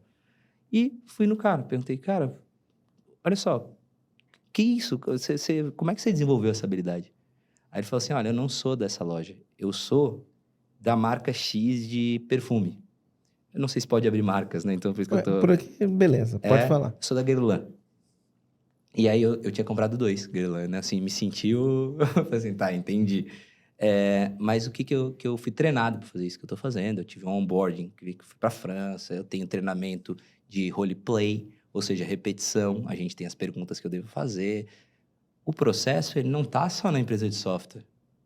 Ele tá no atendimento corpo a corpo. É mais importante tu ter processo, principalmente treinamento, cara. Eu tenho uma amiga que ela chama Daphne Space, não sei se você já ouviu falar dela. Não. Ela foi diretora da Apple no Brasil, de vendas. Da Nike no Brasil, foi promovida a diretora mundial da Nike de vendas. Ela é um fenômeno quando a gente fala de vendas. E foi da Microsoft. E ela escreveu um livro chamado Power Skills, que ela entende que a junção das... Não existe, na realidade, né? Como você separar as habilidades comportamentais das técnicas. No final do dia, você tem que... Porque as duas estão embutidas dentro de uma pessoa, né? Não adianta você ter a comportamental e não conseguir fazer a comportamental servir junto com a técnica. Não adianta eu me comunicar bem, mas não sobre o assunto não conseguir me comunicar sobre o assunto que eu vou ter que me comunicar. Você entende? Então, assim, é muito interessante. Ela fala que como que ela vai chamar de soft a habilidade que é mais necessária, mais importante, que mais... Eu acho que a soft skill é hard, na verdade, né? Tem uma inversão ali de entendimento, né? Eu acho que Enfim. esse power é muito interessante, que é essa junção das coisas. E ela é um best-seller hoje. E a Daphna foi no Forecast, que é o nosso podcast, meu e do Elin. E, cara, a Daphna no nosso podcast falou coisas muito interessantes. Dentre as coisas muito interessantes, ela era ex-tenista profissional. E a Daphna falou assim, olha, quando eu era tenista profissional, eu treinava todo dia. Por mais que eu tivesse minha paralela estava muito boa. Mas todo dia eu fazia milhares de paralelas. Por que a gente, na parte de atendimento, a gente já sabe, um vendedor sabe quais são as objeções. Você não sabe. Tem 10 objeções. A objeção é financeira, ou a objeção é que ele tem que conversar com a esposa, ou conversar com o marido. A gente sabe quais são as objeções. Por que a gente não treina esse vendedor para lidar com essas objeções, tal qual eu treino para fazer uma paralela? E aí ela propõe roleplays, que é essas técnicas de simulação, né? Porque uma coisa é educação, outra coisa é treinamento, né? Olhar um vídeo, eu não vou olhar um vídeo do Guga, né, jogando tênis, e vou sair na quadra jogando. Né? Eu tenho que ir para a quadra. Então, roleplay é simulação. Por que você não faz simulação todos os dias, meia horinha por dia, sobre isso? E é isso que a gente, assim, ó, de novo, eu vendo ferramenta, eu vendo tecnologia, mas a ferramenta, ela é só um meio. A ferramenta certa com o processo errado, eu digo que são erros em escala. Ter processo bom, ferramenta boa, com pessoas que não estão treinadas, motivadas e por aí vai, elefante branco. Você tem tudo aquilo lá, mas se você não for algo que funciona... E não tem nada que funciona 100 pessoas. Alguém vai ter que fazer alguma coisa nessa operação. Você vai acabar começando a ter problema. Então, eu vejo que às vezes não é a escolha da ferramenta, as pessoas escolhem como uma solução para elas. Eu vou escolher Exact porque isso vai consertar a minha vida. Eu falo, ferramenta sozinha não conserta a vida de ninguém. É a mesma coisa o processo. Vou escolher tal processo que vai... Cara, eu realmente acho que quando as coisas não estão casadas, isso começa a gerar problemas. Isso que você falou, eu tenho dentro da minha trajetória, trabalhando com empresários, mentorando, dando aula, fazendo curso, conversando com os empresários. Porque hoje, como os eventos são maiores, o nosso contato ele é mais low touch, né? Ele é um acesso menor do que da gente no início da jornada, que eram 20 pessoas na sala, 30 pessoas na sala. Hoje a gente faz eventos para 100, 150. Né? E o que acontecia na época? Por exemplo, quando eu falava de processo, as pessoas sempre me perguntavam qual que é a ferramenta que eu uso para fazer o processo. E a minha resposta era sempre a mesma. Gente, não se preocupa com a ferramenta nesse momento. Você tem que entender o fundamento do processo, né? Porque o cara vai ter uma ferramenta de processo, ele não sabe o ferramenta de processo, aquela ferramenta não vai servir para nada. Ele vai ter uma Ferrari e vai andar de fusquinha, né? Na maioria das vezes. E aí a gente sempre bateu nesse. Eu sempre bati nesse tripé. Eu falo assim, ó. O empresário, quando ele vai fazer gestão, ele tem que olhar o seguinte. Cara, o que é ele fazer gestão? Ele entender os recursos que ele tem para poder produzir o resultado que ele quer. E os recursos ele tem que aplicar onde vai ter o maior resultado possível. Então, o pensamento do empresário tem que ser assim. Para cada R$1 que eu invisto, ele tem que me retornar 10, sei lá, 10, 5, 6. Dependendo do tipo do negócio, vai ter um retorno diferente para o dinheiro investido dele. E aí tem que falar, cara... Tem uma hora que eu vou ter que investir em processo. E o processo vai me facilitar, vai me agilizar, vai me tornar mais eficiente. Só que isso tem um limite. Tem um limite. Você não vai conseguir... Chega uma hora que todo investimento que você fizer em processo, ele atingiu o limite, já está mais eficiente possível. E aí você vai ter que olhar para um outro lugar, que é a tecnologia. Como que a tecnologia vai deixar o que eu tenho mais eficiente? Mas também a tecnologia tem um limite. Sim. E aí vai ter uma hora que você vai olhar e vai falar, bom, agora eu tenho que olhar para as pessoas. Deixa eu investir em pessoas aqui. E também tem um limite. Só que você vai indo de um para o outro, sempre fazendo uma gestão de recursos entre pessoas, como eu torno as pessoas que eu tenho melhor, como eu torno o time melhor, como eu melhoro minha cultura, né? E quais são os melhores processos, será que tem alguma coisa que eu preciso rever? E além disso, eu vou ter que olhar também para tecnologia, né? E para o processo, como que eu deixo esse processo mais eficiente? E aí a nossa vida eu falo que a vida do empresário é ir de gargalo a gargalo. É isso aí. É isso aí. Né? Eu concordo plenamente. Mas aí que tá. Você fala que é de gargalo em gargalo. Sabe qual é o problema que eu vejo muita gente? Eles acabam fazendo o que é tendência. E não o que é o gargalo. Então eu vou lá e vi... nas minhas palestras eu tenho feito muito uma coisa interessante. Quem é que usa IA, né? Inteligência artificial? O pessoal levanta a mão, né? Que tá na moda. Todo mundo usa IA. Mas quem usa IA para um gargalo? Ou seja, detectou um problema dentro da tua operação e usou o IA para solucionar esse problema. Já metade já não levanta. Eu falo, quem aqui, se eu perguntar, e eu vou perguntar, vai saber me dizer qual era o problema, quantos por cento você melhorou após a introdução do IA a esse problema, e quantos por cento isso melhorou, porque é um problema, normalmente você tem um problema no meio do processo, quantos por cento melhorou isso no teu resultado final? Cara, é raríssimo alguém levantar a mão. O que eu gosto de falar? Cara, de tudo isso, eu acho que o erro que eu mais vejo acontecer é na detecção de onde você tem que atuar. Eu acho que o empresário, em geral... É onde está o problema, na pergunta que o professor Vicente Foucault falava. As pessoas saem fazendo ação, né, prioriza a ação em vez de priorizar o resultado. E o pior, elas não conseguem responder a pergunta. Onde está o problema? Eu acho que Falcone, Goldratt, todos vão falar sobre essa importância de você entender aonde agir. E eu vejo, assim, que muitas vezes, dentro das empresas, os projetos eles são mal desenhados. Ou seja, o diretor, eu numa cadeira de presidente da empresa, de CEO, se eu topar todos os projetos que me trouxerem, o que vai acontecer? Não dá conta. Claro que não. É impossível, eu tenho que priorizar. Tem um livro que eu adoro que chama Blitz Scaling, que é do Reid Hoffman com o Chris Ye. O Chris é um amigo, eu trouxe ele para o Brasil, eu trouxe para a RD Summit, ele mentora empresas da Exact, de vez em quando. Mas eu li esse livro e vou falar para você que eu acho ele perigoso. Depois eu te conto por quê. Continua. Eu acho que existe... É claro, todo livro você não pode interpretar ele, na minha visão, como uma receita de bolo que você vai pegar e vai botar em qualquer realidade. Eu acho que desde Aaron Ross, Receita Previsível, por exemplo, lá atrás, quando eu converso com ele, desde lá, o brasileiro tem mania de interpretar as coisas como receita de bolo. Eu acho que o grande ponto são os conceitos por trás do livro. E quando a gente olha esse livro, né? Então, assim, o que eu gosto de falar? O Chris, ele tem algumas coisas que ele fala. Uma das primeiras coisas que ele fala é que é essa mudança e transição de ser um pirata para um marinheiro. Ou seja, daquele momento que você entra e resolve as coisas junto com o teu time e vai lá, né? Para o momento que você delega. E quando você delega, tem um grande risco. Porque você tem que saber qual é o pilar da casa, que se você não apagar o incêndio, vai cair a casa. Porque não vai estar pegando fogo só num pilar. Nenhuma empresa tem um pilar claro pegando fogo. Toda empresa tem todos os pilares pegando fogo. A questão é, qual que está a ponto de queimar totalmente e, se queimar, botar a casa inteira para baixo? Eu acho que isso é importante que a gente entenda, assim, que essa ânsia de querer resolver tudo, ela atrapalha, na minha visão. Se você não tem um bom mapeamento do que é o grande ponto que você tem que resolver para a coisa acontecer, você vai sempre as decisões, você pode ser genial numa solução. No final, o resultado é subótimo. Então, assim, você tem uma decisão, às vezes, putz, Theo, genial essa sacada. Quando chega no final, ela mudou 0,01% do teu resultado. E você gastou tempo, dinheiro, energia nisso. E comemorou no final. O que é mais louco. Você comemorou. Você falou assim, cara, projetaço, será? Eu sempre me questiono disso. Por isso que a Veri, quando eu fui fazer, eu vou te dar um exemplo. Naquela primeira empresa que eu fiz o case, o Rafael e o Gabriel, eles queriam que, como eu sou designer, falaram, cara, a gente precisa deixar o site mais eficiente. Esse era o briefing que eu tinha no início. Eu falei, não, pera, vocês não estão com problema de geração de oportunidades, né, de interessados. Não é isso. A conversão que é o problema, eu tenho que agir aqui. Se eu tivesse feito um site melhor, que gerasse o dobro de interessados, eu nunca ia ter feito o resultado que eu fiz.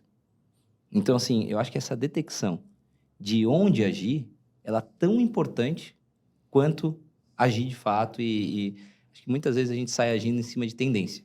E isso é um perigo. Se a gente fizer assim, vai dar o resultado X. É.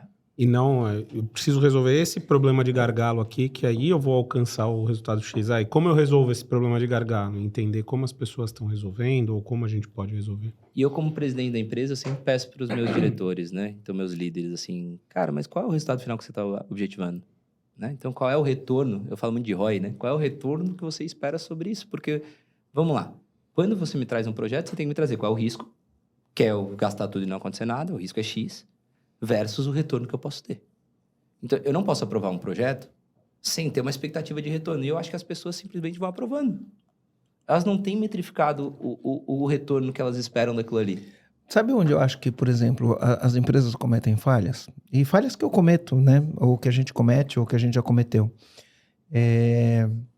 Hoje, quando a gente vai falar de crescimento, a gente tem que entender que a gente tem que experimentar muitas coisas, né? Então, você tem uma cultura, né? A cultura de dados, ela é baseada, a cultura de growth, né? Ela é baseada em experimentação. Perfeito. Na minha época, lá atrás, quando não se falava em growth, quando eu falo na minha época lá atrás, estou falando 1998. Não existia a palavra growth, né, no Brasil. A gente falava o seguinte, que o improviso vira definitivo. E eu tenho uma impressão que, pelo nível de consciência das pessoas não entenderem que você vai fazer experimentos para validar experimentos, né? E que você vai fazer 10 experimentos e dos 10 experimentos, 7, 6, 5, sei lá quantos, não vão te dar o retorno esperado. Por isso que você vai testar pequeno, vai testar rápido, vai testar pequeno, vai testar olhando para os números, olhando para os dados, para entender qual é a mudança que você faz. E a impressão que eu tenho é que as pessoas não fazem experimentos, as pessoas já fazem a mudança. Então, ao invés de falar, deixa eu testar uma hipótese para ver se nessa hipótese eu vou virar o ponteiro do meu negócio, né? Não, elas fazem a mudança e simplesmente fez a mudança, não testou se aquela mudança ia fazer diferença ou não. Então, eu vejo isso um erro cultural, né? Não é um erro de experimento. Pô, deixa eu experimentar aqui e fazer tal coisa. Não, eu mudo aquilo e aquilo fica definitivo. Você sabe, Né? O improviso que vira provisório fica definitivo. eu concordo plenamente. A gente tava um dia desses, uma reunião, eu e o Elinho, o Hélio Azevedo, né? E a gente conversando, e ele tinha uma posição e eu tinha outra posição sobre um tema X. E eu falei pra ele, cara, faz o seguinte, pega uma porção da... Ele sempre conta essa história. Pega uma porção da base e testa. Vê aí o que vai dar com essa porção. Se isso acontecer, a gente monta um projeto. E aí vem isso. A gente começa a ver, peraí, qual a expectativa de retorno sobre isso também? Porque às vezes acontece, melhorei. Mas, cara, essa melhora é de quanto? Quanto que eu vou investir e quanto é que é a melhora se eu pegar e jogar na base inteira?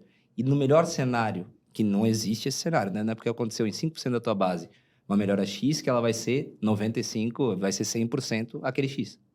Aí, quando você aumenta, a tendência é você diminuir o impacto. Cara, joga para o cenário completo, vale a pena investir nisso aqui? Porque muitas vezes não vale. Muitas vezes um protótipo é bem sucedido, mas quando você desenha um projeto a partir do protótipo, você percebe que não vale a pena aumentar. E aí eu gosto muito de uma outra coisa. Quando a gente fala de design thinking, pensamento de design, ele tem 3 saídas. Ele tem a implementação, o descarte e a adaptação. O problema qual é? Em geral, a gente é muito ansioso. Nós latinos temos um comportamento muito ansioso. Não é só nós, mas a gente é mais acentuado nesse sentido. A gente descarta muito cedo, cara. A gente não entende... O Sean Ellis escreveu o Growth Hacking.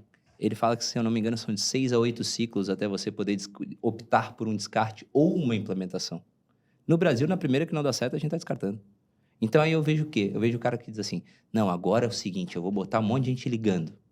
Aí não faz estrutura, não faz nada, liga, aí não confere se as pessoas estão ligando, a pessoa está fazendo 10 ligações por dia e diz para ele assim, ninguém me atende, não vale a pena. Aí ele pega o dogma dele, que é, cara, ninguém está atendendo. Ele aplica o dogma dele ao que a pessoa está falando, ele não olha dado nenhum, ele fala, e não funcionou para mim. Outbound, esse negócio de ligação não funciona. Então, agora eu vou para inbound. Aí ele começa uma outra estratégia. Aí ele vai lá 2 meses, 3 meses, inbound, 8 meses a 1 ano e meio. Todo mundo faz, né? Porque você tem que gerar autoridade.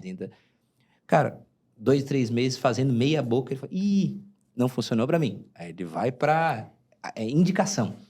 Aí ele começa a fazer uma campanha de indicação e tal, só que ele não viu as bases. A base dele não era promotora. Aí ele tem uma base que não falava bem do produto. A base era ou neutra ou detratora. Já vi isso acontecer muito. Aí, pum, vai lá, não dá certo. Aí ele, não, agora eu preciso de outra coisa. Aí ele vai correndo ao redor do próprio rabo, ele não deixa as coisas maturarem. E às vezes é só ele precisava melhorar um ponto dentro da estratégia que ele escolheu. Eu acho que as pessoas são muito ansiosas nos protótipos. Primeiro, eu acho que elas prototipam um pouco e eu concordo contigo. Plenamente. Eu sou um cara... A frase minha na Exact que o pessoal fala, o pessoal brinca muito com isso, é prototipa aí. É a minha primeira frase. E o segundo ponto, eu acho que a partir dos protótipos, na minha visão, as pessoas, elas interrompem cedo demais e adaptam muito pouco. Elas não procuram o gargalo a partir do protótipo que elas fizeram. Elas simplesmente fazem um protótipo e elas acreditam que ou vai dar certo ou vai dar errado. Elas só olham para 2 saídas. Sendo que a terceira, normalmente, é a resposta para os 6, 7 primeiros ciclos. Então, eu acho que isso é muito prejudicial também. E vejo muita gente cometer esses erros. Eu gostei muito de uma coisa que você fala, e que você falou assim, eu sempre nas minhas palestras gosto de alinhar, e eu esqueci de fazer isso aqui. Cara, o que eu estou apresentando aqui é meu palco principal. O que eu quero dizer com isso? É um monte de coisa que deu certo. Né? Eu não gosto de ser por trás tem um monte de coisa pegando fogo lá na Exact, entendeu? Lá na Exact ou lá nos projetos que eu faço parte. A questão é, eu acho que a gente tem que compartilhar, sim, o que está pegando fogo, mas quando a gente já conseguiu passar daquilo ali, eu acho que é o momento mais correto de se compartilhar. Porque compartilhar só... Por que eu não compartilho um monte de erro se eu não tive algum contorno desse erro? Ou um contorno... Porque não adianta eu compartilhar se eu não achei uma possível solução. Só compartilhar erro, eu acho que eu não vou estar ajudando muita gente. Então, assim, mas eu gosto desse disclaimer, esse asterisco, assim, cara, cuidado, porque não é... Sempre que eu palestro, eu falo assim, quem aqui está pensando em demitir metade do seu time? E 100%, levanta a mão. Aí eu falo, cara, deixa eu contar uma coisa para vocês. Na minha opinião, o maior culpado de vocês quererem demitir 50% do seu time é você, cara. Você contratou, você deveria estar treinando, não treinou, não fez onboarding, não tem plano de carreira, não tem código de cultura. Não se desenvolve. Não se desenvolveu, não acompanha de perto essas pessoas, não consegue não dá para elas ferramenta ideal, processo ideal, e acha que o cara vai ser milagroso. Cara, desculpa, você é um gestor ruim. Então, uma das camadas da cultura é o fazer, né? Porque a gente fala para eu ter, eu tenho que fazer, para eu fazer, eu tenho que ser. Quem sou eu para fazer tal coisa, para poder ter resultado? Então, é uma pirâmide do ter, ser e fazer. Ter, fazer e ser, né? Primeiro eu sou, depois eu faço, depois eu tenho. Então, primeiro eu sou um atleta, depois eu treino todo dia, depois eu ganho a medalha, né? Então, mais ou menos isso, para falar de uma linguagem simples para a gente entender. No fazer, na camada do fazer, tem 3 coisas que a gente faz na camada do fazer, né? São 3 coisas. Então, na camada ser, tá ligado a meu nível de consciência sobre os problemas que eu estou enfrentando, os meus sentimentos em relação àquilo, né? E as minhas crenças e valores. Então, por exemplo, eu estava em Morro de São Paulo ontem, anteontem, na verdade, né? Ontem eu saí bem cedinho de lá. E aí eu saí de manhã, estava bem de frente para a praia assim, e eu vi lá uma galera treinando. 6 horas da manhã, a galera do futevôlei treinando, né? E eu vi eles treinando ali 6 horas, e eles ficaram até as 8 treinando.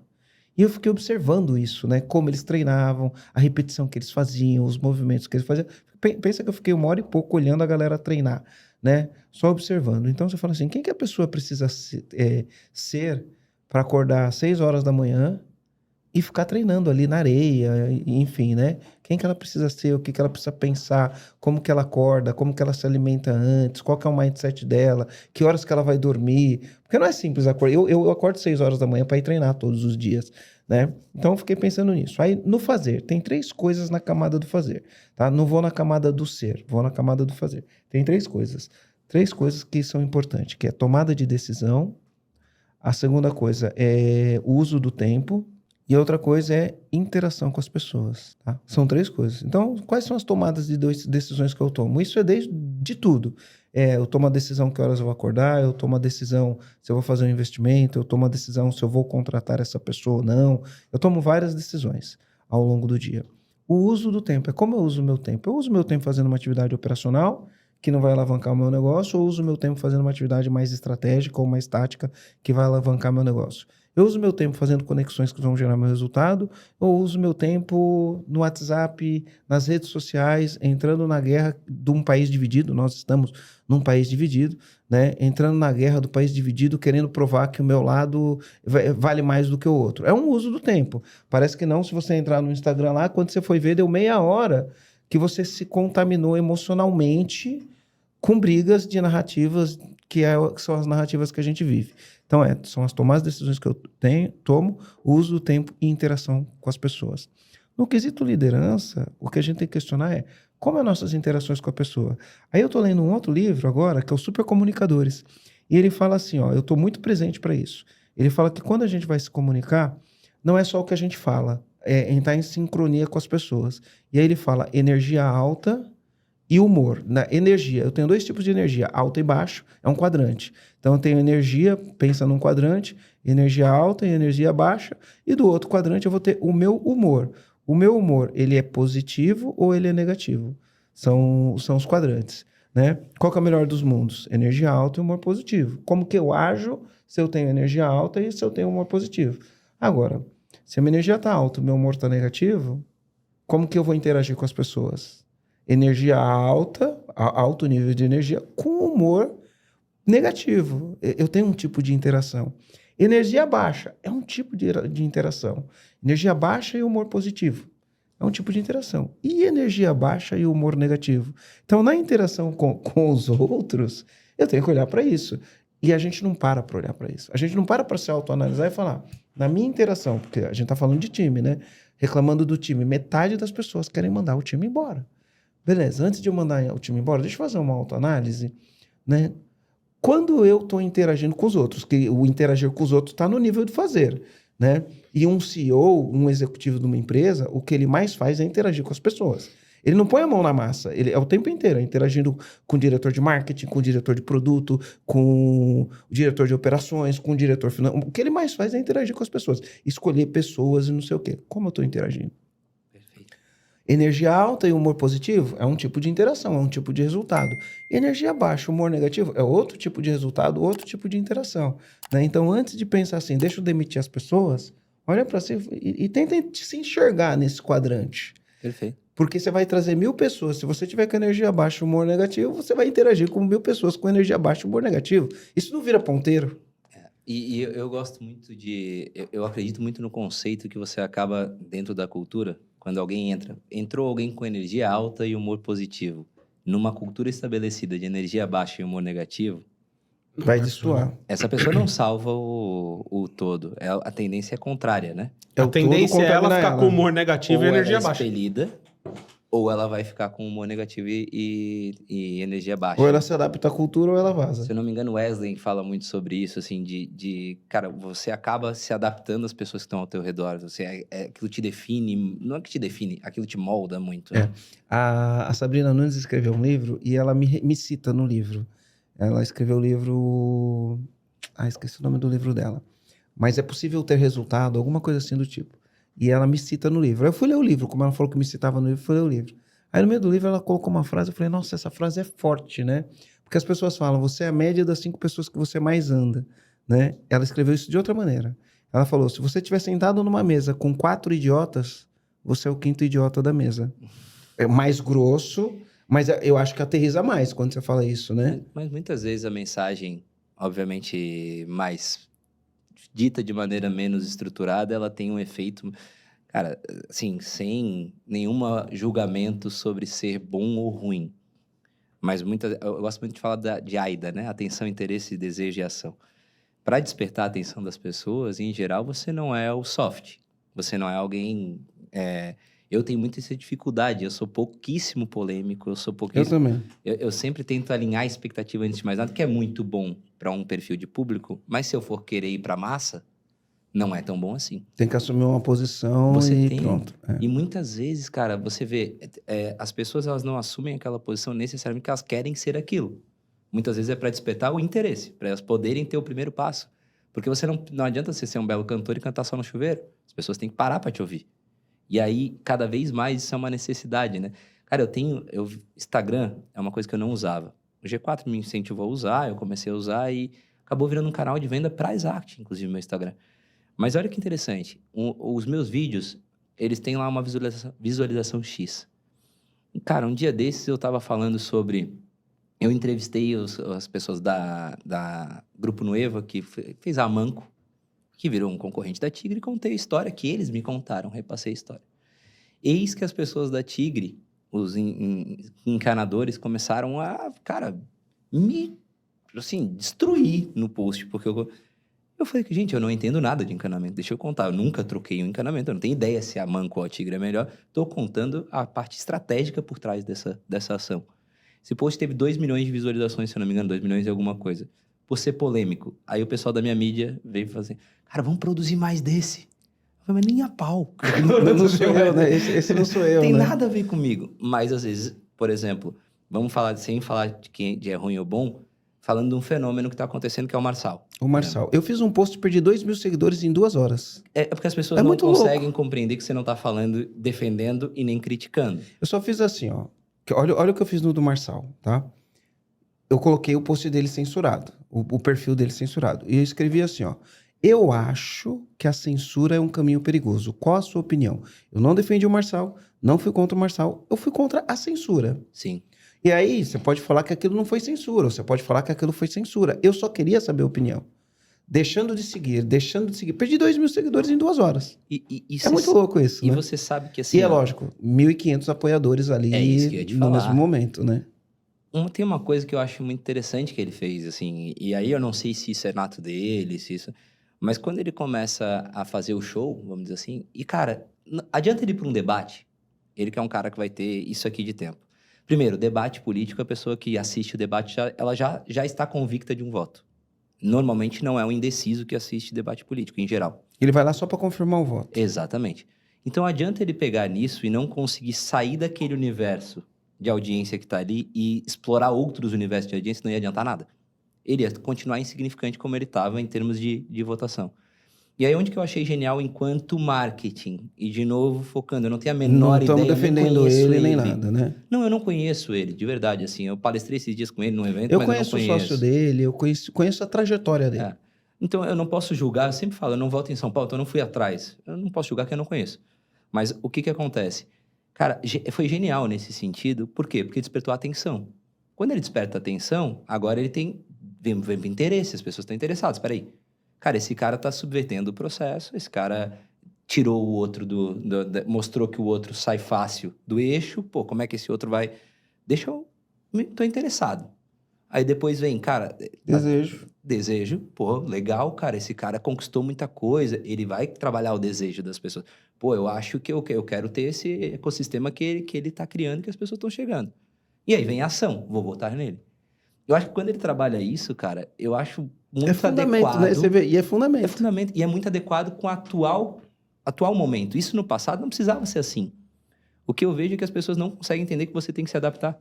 Então, assim, se você não gerou atenção, tu pode ter o melhor discurso do mundo e isso vai num título de e-mail. Aí eu vou fazer... Tem gente que fala, e-mail não conecta. E tu olha o título da pessoa, cara, não tem... Ela continua fazendo as 5 fórmulas do não sei o quê, os 3 fórmulas... que todo mundo faz, ela tá igual a todo mundo. Eu lembro da Exact, o André Siqueira, fundador da RD. Eu fiz podcast com ele. Fiz na época da pandemia, fiz online. Ele é muito legal. Meu primeiro livro foi junto com ele. A gente coescreveu com algumas outras pessoas. E no livro dele, ele não fala de eventos sobre o RD Summit, ele fala da Exact no RD Summit. Olha só que interessante. E uma das coisas que eu sempre falo é assim, atenção. Como é que eu desperto a atenção das pessoas? Todo mundo no evento de startup, no RD Summit, só para começar alguma coisa, tá ali como uma camiseta com uma frasezinha bacana, normalmente colorida. Cara, tu olha pra Exact no evento, naquela época, a gente parecia os borracheiros da Gol. Era uma camisa social cinza com uma gravata laranja. Só isso por si, eu já começo... As pessoas vinham... Eu era o stand que menos tinha gente. As pessoas vinham dizer, cara, tu tá lotado. Com quantas pessoas tu trouxe? Eu falei, cara, eu trouxe 10. Mas é porque se tá num banheiro alguém de gravata laranja, tu percebe. Se tá não sei onde... Então, assim, a atenção é o meu primeiro momento. Eu preciso chamar a atenção. Aí a gente tinha estratégias como, por exemplo, combinar com os leads os interessados, um horário específico para eles irem a um stand que ia ter condição agressiva. Normalmente nas piores palestras ou em coffee breaks. O que acontece? Quando o cara tá lá, ele fecha, a gente para, todo mundo aplaude, vai lá e cumprimenta o cara, dá bem-vindo. Por quê? Para constranger ele? Não, para que os do lado eu chame a atenção. Num espaço de tempo de 20 minutos, a gente fechava 5, 10 contratos. Aí você acha que o cara tá do lado, ele tá olhando e fazendo, eu vou lá ver o que é isso aí. E aí, desejo. De novo, aí que tá. Aí eu tô trabalhando nessa mesma... Prova social, tem um monte de gente fechando, sino tocando, gente comemorando. E uma loja... Não quero ficar de fora. Uma loja num shopping deveria pensar dessa maneira hoje. Temos o nosso patrocinador, a UpChat. A UpChat, a gente vai colocar aqui na tela para você.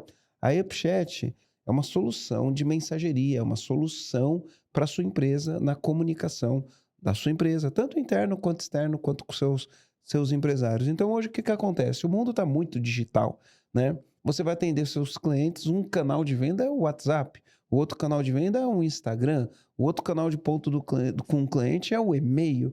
E essas mensagens todas se perdem no meio de uma confusão e você não sabe o que acontece. A pessoa sai da empresa, leva o celular, a pessoa responde o celular e apaga a mensagem, e aí no final do dia você não sabe o que está acontecendo com o seu cliente. O UpChat, além de ter várias ferramentas, várias features, várias funcionalidades que pode ajudar você na comunicação com seu cliente, no relacionamento, nas vendas, no disparo de mensagem do WhatsApp, no disparo de e-mail, inteligência artificial. Ela é uma ferramenta omnichannel e ela vai facilitar a comunicação da sua empresa com seus clientes. E principalmente, você vai ter controle sobre o que está acontecendo, você vai conseguir tirar informações, dados valiosos para você fazer uma gestão mais eficiente do seu negócio. E o melhor de tudo, tá?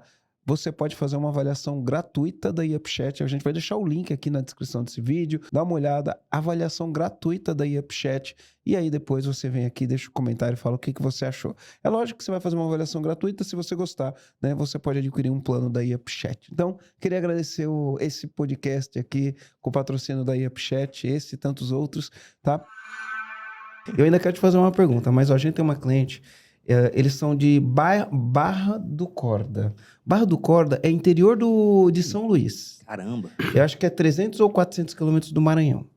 Eles têm lojas de eletrodoméstico, varejo. Não é eletrodoméstico, é varejo. Eles vendem de tudo. Vendem cama, eletrodoméstica, moto. Eles vendem de tudo. Sabe esses varejão muito louco? E aí eu converso com a filha do Alonso. O Alonso, ele é um crânio, né? É uma empresa de 100 milhões de reais de faturamento por ano. Ele é um crânio. 4 lojas, agora estão com 6 lojas. Estão com 6, né? E a filha mora no Rio, que também é um gêniozinho. É Ráfila, o nome dela. E aí eu tô conversando com ela, ela fala, a gente é uma empresa de eventos. Eu falei assim, ué, não é varejo? Ela falou, não, nós somos uma empresa de eventos. Olha a mentalidade. Ela tá no interior. Ela falou, lá não tem evento. Então, os melhores eventos da cidade, quem faz é a gente. Então, a gente leva uma banda para ir lá na loja, né? A gente tem um evento que é o Prato. Então, assim, ó, eu não sei se é de segunda-feira, eu acho que é de segunda-feira, não sei se é a última, se é a segunda ou se é a primeira segunda-feira do mês, tá? Eles têm um prato, que é um prato bonito pra caramba, acho que é Nadir, né? Prato da Nadir. Eu acho que é, nem lembro a marca do prato, mas eu acho que é. Tem um prato que chama Nadir, né? Nadir Figueiredo, Nadir alguma coisa. É um prato que tem uma bordazinha assim, é um prato bem bonito. R$3 o prato. O que eles fazem nesse dia? É música e evento rolando na loja. As pessoas fazem fila na loja, porque elas colecionam os pratos. E elas fazem filas quilométricas a partir das 4 horas da manhã. E aí eles fazem assim, a cada hora eles soltam um lote de prato. O prato é R$3. O lote esgota em menos de 3 minutos. E as pessoas ficam na loja para esperar o próximo lote. Se elas não conseguirem pegar no próximo, elas ficam pro próximo. Ou seja, elas ficam o dia inteiro na loja. Música rolando, prato, as pessoas criam um negócio lá. Eu falei, você é um gênio, né? E ela olha para a loja de varejo e ela fala, não, a gente é uma loja de eventos. Então, o lance do prato pra gente é um evento. O lance de levar uma banda pra lá, pra gente é um evento. É gente dentro da loja. Aí eles têm um monte de coisa que pra eles é evento. Ó, no dia de hoje, quem vir aqui comprar vai concorrer a um sorteio de uma moto. Mas você tem que comprar nesse dia. Aí é o evento do sorteio da moto. Ou no mês, ó. No mês, esse mês de hoje, quem comprar aqui vai concorrer. Aí ela faz todo um evento, todo um calendário, um planejamento de evento voltado pra moto. 6 lojas no interior do Maranhão. Sensacional. 100 milhões de reais de venda por ano. E pra mim, cara, isso... E a visão dela é diferente da visão que a gente tem do negócio. Muito legal. E a visão dela, na minha visão, no meu entendimento, tem um cara que chama Jaco. Ele é CEO da Winning by Design, um amigo também, um cara que eu respeito pra caramba. Ele tem um livro chamado The Blueprints for SaaS Companies. Acho que só tem em inglês, aí você não tem certeza. Winning by Design é uma das maiores consultorias de venda do mundo. E o Jaco, ele fala muito sobre Customer-Centric Selling. Botar o cliente no centro do processo de venda. Que nada mais é do que fazer as perguntas certas para tentar entender esse cliente. Só que entender, as pessoas confundem muito, acham que é entender o uso do cliente, do produto. E não é isso. Por exemplo, qual é o segredo dela? Ela entendeu o cliente dela, que não tem nada a ver com o que ele faz lá dentro da loja. Mas ela entendeu que ele é carente de eventos. Isso é um entendimento profundo de cliente. Na minha visão, que vai além simplesmente da jornada de compra, mas vai na jornada de comportamento desse cliente, lacuna de comportamento que você preenche e consegue fazer. Eu gosto muito do caso da Costco nos Estados Unidos, que, por que a Costco tem lojas longe dos grandes centros? Porque ela quer que tu vá até a loja. Porque o conceito dela é de tempo que você fica lá dentro. Então, ela tem um conceito que ela precisa ter o restaurante, ela precisa ter corredores largos que você anda por esses corredores. Por quê? Porque ela entendeu que quanto mais tempo você fica, maior o teu Mas você ticket. gasta. Então, assim, isso é um entendimento da jornada do cliente. Eu acho que o segredo dessa pessoa, genialmente, e eu acho que, para mim, as pessoas geniais, elas são aquelas que organicamente chegam a conclusões, né? Porque tudo isso tem fundamento. Tudo que ele faz tem fundamento. Só que ele não precisou ler livros para fazer o fundamento. Ele teve experiências Empírico, práticas isso, e empíricas isso. que levaram ele àquilo ali. Então, ele é genial nesse sentido.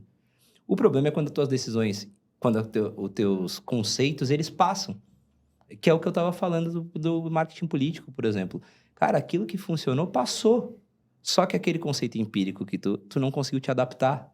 E aí você criou dogmas. E aí o negócio é difícil. Você tirar conclusões precipitadas sobre as coisas por causa de um passado que foi transformado, isso te dá uma... Então eu gosto das pessoas que elas conseguem tirar fotos de agora. Assim, elas não são pessoas que trabalham com fotos do passado. E eu acho que fotos do passado, cara, eu vejo isso como um risco gigantesco. Inclusive porque muitas vezes o que funcionou num contexto não é o que vai funcionar no outro contexto. E a gente fica muito atrelado, muito apegado ao que funcionou num contexto. Por isso que eu gosto de falar que não tem certo ou errado e tem adequado. Cara, eu virei o pai do Ravi agora, eu tava brincando, né? Me conta do Ravi pra gente poder fechar com chave de ouro. A história é linda, no final do dia, a história é linda. Não dá pra gente sair daqui sem você contar a história do Ravi. Eu tô no melhor momento da minha vida, de verdade. E eu sempre quis adotar. Sempre foi uma coisa que eu tinha essa vontade. Tocava o teu coração. E eu não sei de onde que vinha isso, mas eu sempre tive. Tanto que eu tô no casamento de número 2, meu primeiro casamento, eu falei pra minha esposa. E aí a visão dela era, pô, vamos fazer o primeiro biológico, depois a gente adota. Ok. Na segunda esposa, a mesma coisa. Só que eu tive dificuldades no primeiro casamento, perdi uma gravidez, no segundo 2 gravidez, e no primeiro 2, no segundo 1. E, cara, inseminação e gastando dinheiro pra caramba. Eu consegui convencer a minha esposa a pensar diferente, assim, tipo, pô, vamos no que vier primeiro. Vamos abrir os dois, porque não tem diferença. Vamos no que vier primeiro. E ela engajou. E aí, quando a gente foi entrar na fila da adoção no Brasil, cara, 7 anos para adotar. Uma série de outros problemas que, assim, na nossa visão, as leis estão feitas para os adultos e não para criança. Eu não sou um cara com verdades absolutas, de novo. Mas eu acho que, cara, é difícil de você dizer que não é. Porque o resultado... Eu sempre falo que o resultado fala muito sobre o meio.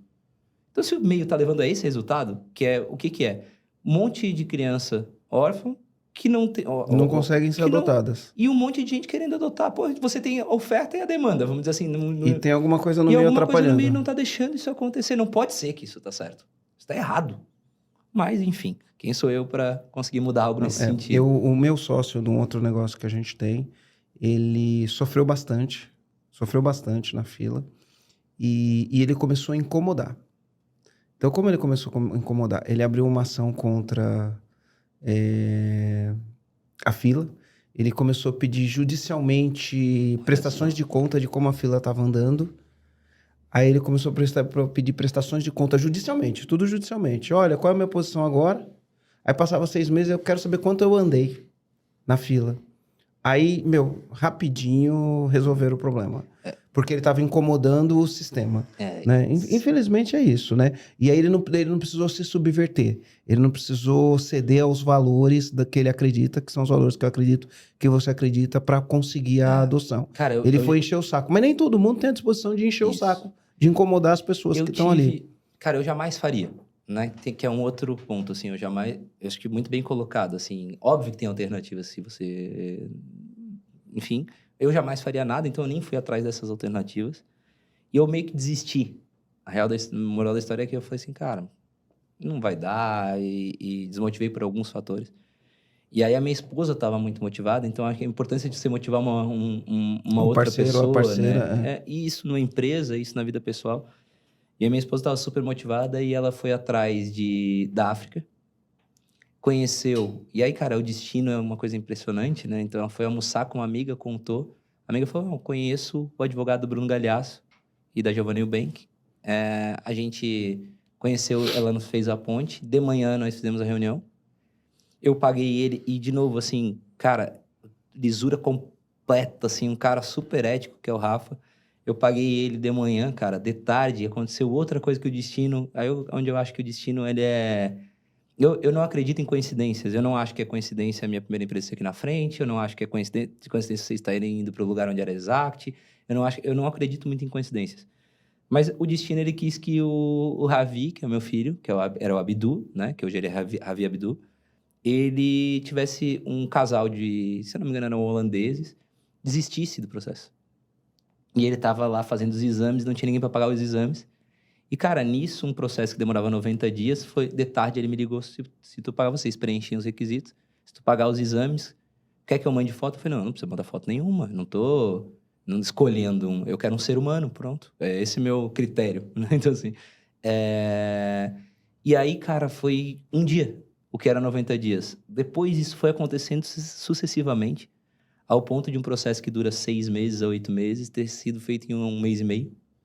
E o Ravi, cara, parece que a gente nunca não foi pai e filho. E é incrível, assim, eu tô descobrindo muita coisa, aprendendo muita coisa. Eu considero que eu tô na fase mais legal da minha vida. Sempre foi um sonho meu ser pai. E uma vez eu dei palestra e um cara falou assim, nossa, quantos anos tu tem? Eu tinha, na época, 35, 34, 35. E aí eu falei, cara, legal. Ele falou assim, pô, tu já conquistou tanta coisa com 34, 35, né? Eu tenho 50 e não conquistei nem metade. Eu falei assim, você tem filhos? Eu tenho 2. Eu falei, então, depende da esfera. Meu sonho é ter filhos, eu não conquistei nem metade. Tanto do que você conquistou. Aí ele parou. E realmente eu acho que a gente às vezes confunde um pouquinho as coisas, assim. Eu acho que a minha vida profissional eu tive várias vitórias, mas eu tinha muitas dificuldades em algumas coisas da vida pessoal. E a gente tá falando de dogmas, eu acho que se eu ficasse olhando para a mesma janela, que era a janela de, putz, inseminação e não sei o que o tempo todo, talvez eu não estivesse vivendo a melhor fase da minha vida agora e com tanta coisa legal. Né? Pleno, né? E, cara, um nível de aprendizado que... Óbvio que eu vou ter um monte de aprendizado quando eu tiver o biológico também. Vai ter dificuldade, assim como é quando abre uma empresa ou como se o filho fosse... Eu conto na minha palestra, no fim dela, uma coisa que me tocou muito, que assim, eu respondi algumas perguntas, né? Eu sou um cara que eu sou muito reservado. Então, assim, sempre me pediam o pessoal das mídias, cara, bota coisa mais pessoal. Eu falo, pô, cara, eu tô jogando futevôlei, eu tô bebendo, pagode. Não vou parar pra ficar filmando, é uma coisa que me incomodava, né? E aí eu nunca fui muito de botar. Mas o Ravi, eu fiz um post e foi muito legal quando ele veio, porque começou a vir muita gente legal compartilhar, que putz, eu sou adotado também, que tenho esse sonho também. Eu consegui, através de um link, gerar um número de acessos gigantesco, porque para a Unicef, para fazer as pastinhas lá, porque eu contei a história, o Ravi era alimentado por pastinhas da Unicef. O advogado, o Rafael, teve um monte de gente começando o processo, um monte de empresários começando o processo para adotar, porque tinham esse sonho e não sabiam que existia essa possibilidade. Então, cara, ali teve um propósito. Aí eu comecei a expor um pouquinho mais, sem tentando não expor o Ravi, mas expondo a história por trás. E isso tem sido muito legal, assim. Então, na minha palestra, no final, eu conto um pouquinho disso que eu tô contando. E uma das pessoas me perguntou assim, cara, como é que você vai lidar com a questão racial? Puta, eu respondi da melhor maneira que eu pude responder, que eu falei, cara, eu acho que a gente vai aprender muita coisa junto, primeira coisa. Eu nunca vou ter a mesma percepção dele, porque ele vai passar por coisas que, por eu ter... minha família é negra, mas eu tenho a pele clara, então, por eu ter a pele mais clara, eu não vou passar. Então, é difícil para mim me colocar. Eu vou procurar aprender, conversar com pessoas e estar sempre ali disposto e criar alguém que tenha orgulho da sua história, do seu... E foi essa a minha resposta. E aí, cara, isso rodou um monte de grupos de letramento racial e coisas do tipo. E um monte de gente começou a me seguir, que eu não estava entendendo por quê. Aí depois uma pessoa me explicou que isso tinha rodado um monte de grupo, que a resposta tinha sido muito legal. Perguntou se alguém tinha me treinado. Eu falei, não, cara, foi a minha resposta mesmo. Só que eu particularmente achei reflexão, assim, né? Pô, que ruim ter que responder isso ainda, né? Tipo, é uma realidade, mas é ruim, né, cara? Pensar que é uma realidade. E aí eu lembrei de um episódio no meu primeiro casamento. Meu sobrinho chama Caetano. Eu ainda digo que é meu sobrinho, que é o sobrinho da minha primeira esposa, mas o carinho é imenso. E o Caetano, ele adorava o Saci Pererê. E aí a gente fez uma roupa de Saci, a gente era os dois designers, a gente fez a roupa e presenteou ele. E ele foi com a roupa e uma pessoa falou assim, olha, Saci branco. Aí ele falou, não, é vermelho. Aí eu sempre falo assim, cara, é o olhar que a gente olha, né? Então, assim... E eu acho que, de verdade, assim, para acabar com uma reflexão que eu fiz e que eu acho que pode... Cara, como a gente enxerga Saci branco quando ele é vermelho na vida, assim, sabe? Tipo, por causa de dogma, porque a gente foi orientado a olhar para um lado que talvez não seja o lado ideal para tu olhar, sabe? Talvez tenha um outro lado que vai dizer a realidade daquela coisa que você tá vendo. Então, assim, eu evito ter dogma na minha vida, eu evito ter verdades absolutas, assim. Compartilhando uma coisa bem pessoal, assim, eu entreguei o posto de CEO, eu não sou mais CEO da Exact. Agora, eu entreguei mês passado, foi uma decisão minha. E quando eu tive essa decisão, cara, foi porque eu olhei uma outra forma de fazer a Exact. O meu interesse é na Exact crescer. Seja pelo earnout, né? Então, eu vendi por 51 milhões, mais o preço complementar, que é a maior parte do preço. Eu tenho interesse que ela cresça muito. Porque o earnout, para quem não sabe, é o valor que você recebe quando você finaliza a venda, né? Exato. Então, você vende, você tem um prazo que você precisa entregar um resultado para quem comprou e de acordo com o resultado que você entrega para quem comprou, você tem ali uma possibilidade de multiplicar o valor que você vai receber na saída. Perfeito. Earnout é o dinheiro ganho na saída, né? E, em geral, ele tem um teto. Se você bater a meta, você ganha X. O meu eu negociei, eu não tenho teto. Não tem cap. Fizer, chama cap, né? Quando eu fizer, eu vou ganhar em cima. Então, esse 51 pode virar um bi. Óbvio que é muito difícil isso acontecer, mas pode virar. O ponto pra mim é, cara, eu tava ali fazendo a coisa do mesmo jeito, e crescendo, a coisa tava andando. Aí eu olhei e falei assim, putz, eu sou hoje um cara que tá ficando no meio da RD e da Exact. Porque o que acontece? Um diretor da RD quer me ajudar, vamos dizer, eu preciso da ajuda do marketing da RD. Eu solicito ao diretor, só que a meta não é dele. Então ele tem as demandas dele, ele quer me ajudar, mas ele tá nas demandas dele, eu fico brigando por isso, a gente fica brigando por agenda. Aí eu falei, pô, e se essa meta for dele? Se eu conseguir sair desse papel e esse cara, a meta da Exact for desse cara mais cedo do que... Porque isso vai acontecer lá na ponta. Então eu propus isso pro Tubino, que é o CEO da RD. Cara, eu acho que a RD tem uma característica que é ouvir muito. Então ele ouviu, ele entendeu. A primeira reação dele não foi positiva, logo depois foi positiva. Eu assumi um produto que estava crescendo 8% na Exact. Eu falei, cara, eu pego esse produto, eu toco ele como uma spin-off, vamos dizer assim, que é basicamente uma nova empresa dentro da empresa, vamos entender dessa maneira. E a gente conecta, eu vou estar aqui apoiando, eu continuo no conselho, eu continuo... Mas a gente conecta para que esse 1 mais 1 dê 11. Que a gente capte mais, que a gente estava captando pouca sinergia. A gente estava andando quase que duas empresas em paralelo, sem se ajudarem, vamos dizer assim. E aí foi isso que mês passado eu fiz, assim. E eu gosto de falar que é porque eu acho que tudo na tua vida faz com que tu tenha comportamentos específicos. Eu estou numa vibração de comportamento, eu acredito em vibração pra caramba, de estar muito aberto. Porque quando eu abri as minhas possibilidades, o Ravi veio, que é a melhor coisa que existe na minha vida nesse momento, chama Ravi. Nada se compara. Então, eu estou num momento muito de não ter preconceito com nada. De ideia, de caminho. E isso me fez ver essa oportunidade nesse sentido. E aí, eu acho que quando você tem um objetivo muito claro, você passa por cima do que os outros vão pensar. Da vaidade ou do ego, né? E do que os outros vão pensar. Porque foi me perguntado, tá, cara, e tu não tem apego ao cargo de CEO? Eu falei, pô, cara, eu acho que eu vou ser avaliado no estágio que eu tô pela minha entrega, não pelo meu cargo. Assim, eu entendo que existem estágios que estão sendo avaliados pelo cargo. O meu caso, eu já tenho uma exposição gigantesca, eu tenho uma base gigantesca, hoje eu tenho diversas fontes de renda. No meu caso, não vai ser o cargo que é o meu... Então, assim, eu não vou ficar apegado a isso, entendeu? Eu vou ficar apegado à entrega. Eu quero entregar aquilo que eu quero entregar. Até porque eu tenho um resultado... Então, eu não vou ficar aprendendo por cargo e deixar de entregar todo o potencial que eu poderia estar entregando. E isso foi um pouquinho dessa... Eu realmente acho que a gente, na vida pessoal, aprende a destravar coisas de comportamento, de soft skills, de habilidades comportamentais, que a vida pessoal te traz e te impulsiona. Eu gosto muito de... Uma vez eu vi uma entrevista do Bill Gates que ele falava que a gente não tem como dividir o pessoal do profissional. A gente é um só. E eu acredito bastante nisso, assim. Porque as tuas competências para fazer qualquer coisa no profissional não foram desenvolvidas no profissional. Você não nasceu no profissional. A gente tem uma frase aqui, a gente tem um diretor nosso aqui, que é o Brian. E o Brian me ensinou uma vez o seguinte, o que significa a palavra indivíduo. Não é a primeira vez que eu falo isso em podcast, não. Já falei isso umas 3, 4 vezes. Mas é bom repetir. Né? O que significa a palavra indivíduo? Tudo que tem in na frente significa não. Inconformado é uma pessoa não conformada. Né? Tudo que tem in na frente significa não. Né? Nem tudo, mas muitas palavras. Impossível, não é possível. Né? Então, Divi é de divisível, doou 2. Não divisível por 2. O indivíduo não é dividido por 2. E aí, as narrativas plantam na nossa cabeça que a gente é dividido por 2. Outro dia eu gravei um podcast com o Matheus Paderes, e ele falou uma coisa muito interessante, porque as pessoas querem separar o pessoal do profissional, né? E ele falou assim, ó, se a gente parar para pensar, o dia tem 24 horas, a gente dorme 8 horas, né? Ou teoricamente deveria dormir, o cara que quer ter performance, o sono é não negociável, deveria dormir 8 horas por noite. Aí você tem um tempo que você tem para higiene pessoal, tomar banho, se trocar e esse tipo de coisa. Você tem o deslocamento entre o trabalho, você tem o treino, se você treina ou não. Se você começar a somar aí, a gente está em 12 horas, né?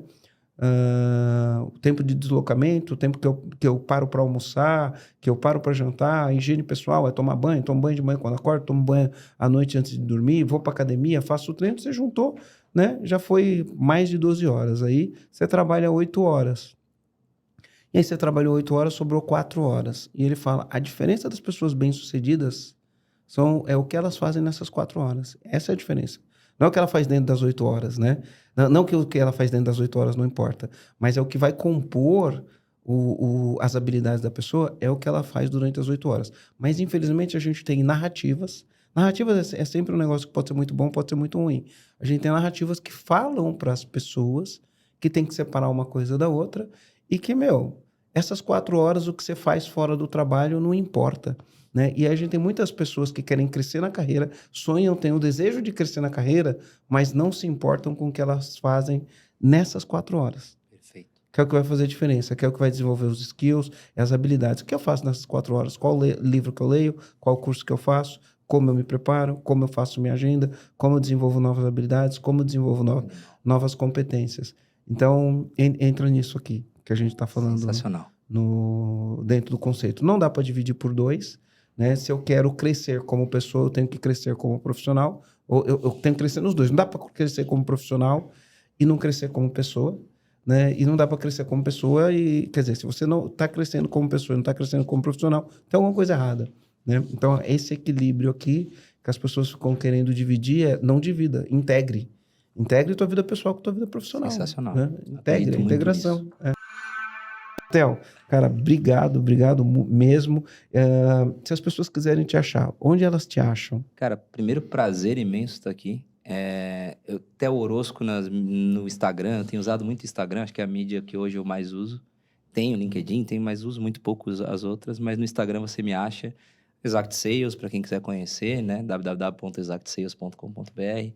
E, pô, de novo, assim, é uma honra estar aqui com vocês e espero ter gerado retorno do investimento de tempo das pessoas aqui com a gente. Que legal. A honra é nossa, tenho certeza que as pessoas adoraram. E, ó, só o ritual, a gente vai ter uma ordem, mas o ritual. A gente tem um ritual, quando a gente termina, a gente fala qual que é o comando, né? Esses dias eu tava ouvindo um podcast do Joel e o Joel falou assim, cara, se você pudesse, o que é o comando? É um insight, é uma sacada. O Joel, ele faz uma pergunta diferente, mas eu queria fazer a pergunta, qual é o comando, mas na abordagem do Joel. Se você soubesse que esse comando que você vai falar agora fosse passar para as 8 bilhões de pessoas que existem nesse planeta, né? Qual comando você diria para as pessoas? Eu vou numa coisa mais ampla, tá? E tem a ver com uma coisa que você falou antes, assim. O que eu acho que você faz com o teu tempo, na minha visão, e tudo que a gente vem conversando aqui no final, eu acho que como você enxerga teu tempo é fundamental. E o que eu vejo de gente que perde muito tempo com coisas externas e terceiriza muito a culpa das coisas. Então, o comando é, cara, assume o protagonismo. Você não tá mal por causa do mercado. Você não tá mal porque A ou B ganhou a eleição, ou você não tá mal porque o Brasil ganhou a Copa ou não ganhou a Copa. Você tá mal porque você tá fazendo mal o teu trabalho. Então, o comando que eu acho é, cara, olha para dentro de casa, que tem muito mais coisa dentro de casa do que fora para ti. É óbvio que esses fatores podem influenciar, mas eles nunca justificam. Eu tenho a felicidade de estar empreendendo há cerca de mais de 15 anos. E eu acredito que, de lembrança, eu tive só 3 meses que eu faturei menos que o mês anterior. Na história E se eu puder dizer o que foi o que me... Cara, eu olhei muito pouco para fora para justificar as coisas. Eu olhei sempre muito para dentro de casa. Cara, eu acho que dentro de casa mora as tuas maiores oportunidades. E eu acho que você já faz coisas muito boas que talvez você não esteja replicando. E você faz coisas que não estão tão boas que talvez você nem saiba que elas são teus gargalos. Por isso que eu falo muito, cara, olha para dentro antes de qualquer coisa, para depois querer botar a culpa ou investe teu tempo nisso, cara. Se tu investir teu tempo nas coisas que estão dentro de casa, eu realmente acho que você vai chegar muito mais longe. Que legal. Ó, meu comando aqui é energia alta e emoção e humor positivo, mas a frase que ele falou que é a interrogação elimina a necessidade de exclamação é o meu comando. A interrogação, a boa pergunta, ela elimina a necessidade de ficar fazendo afirmações. Muito boa. Muito Qual bom. que é o teu, Rogério? Meu, ele falou um negócio aqui, a gente fala de uma outra forma, mas ficou marcado aqui, né? Se o insumo for plástico, você nunca vai produzir garrafa de vidro. Muito legal. Muito bom. Cara, então e pro é comandante isso. aqui que tá ouvindo a gente, ó, se você gostou aqui desse episódio, dá um like aqui pra gente continuar produzindo conteúdo assim. E não esquece de avaliar a gente lá no Spotify e no YouTube, né? Pra gente poder estar com você aí nos próximos episódios. Então Certo? é isso. Valeu? Valeu.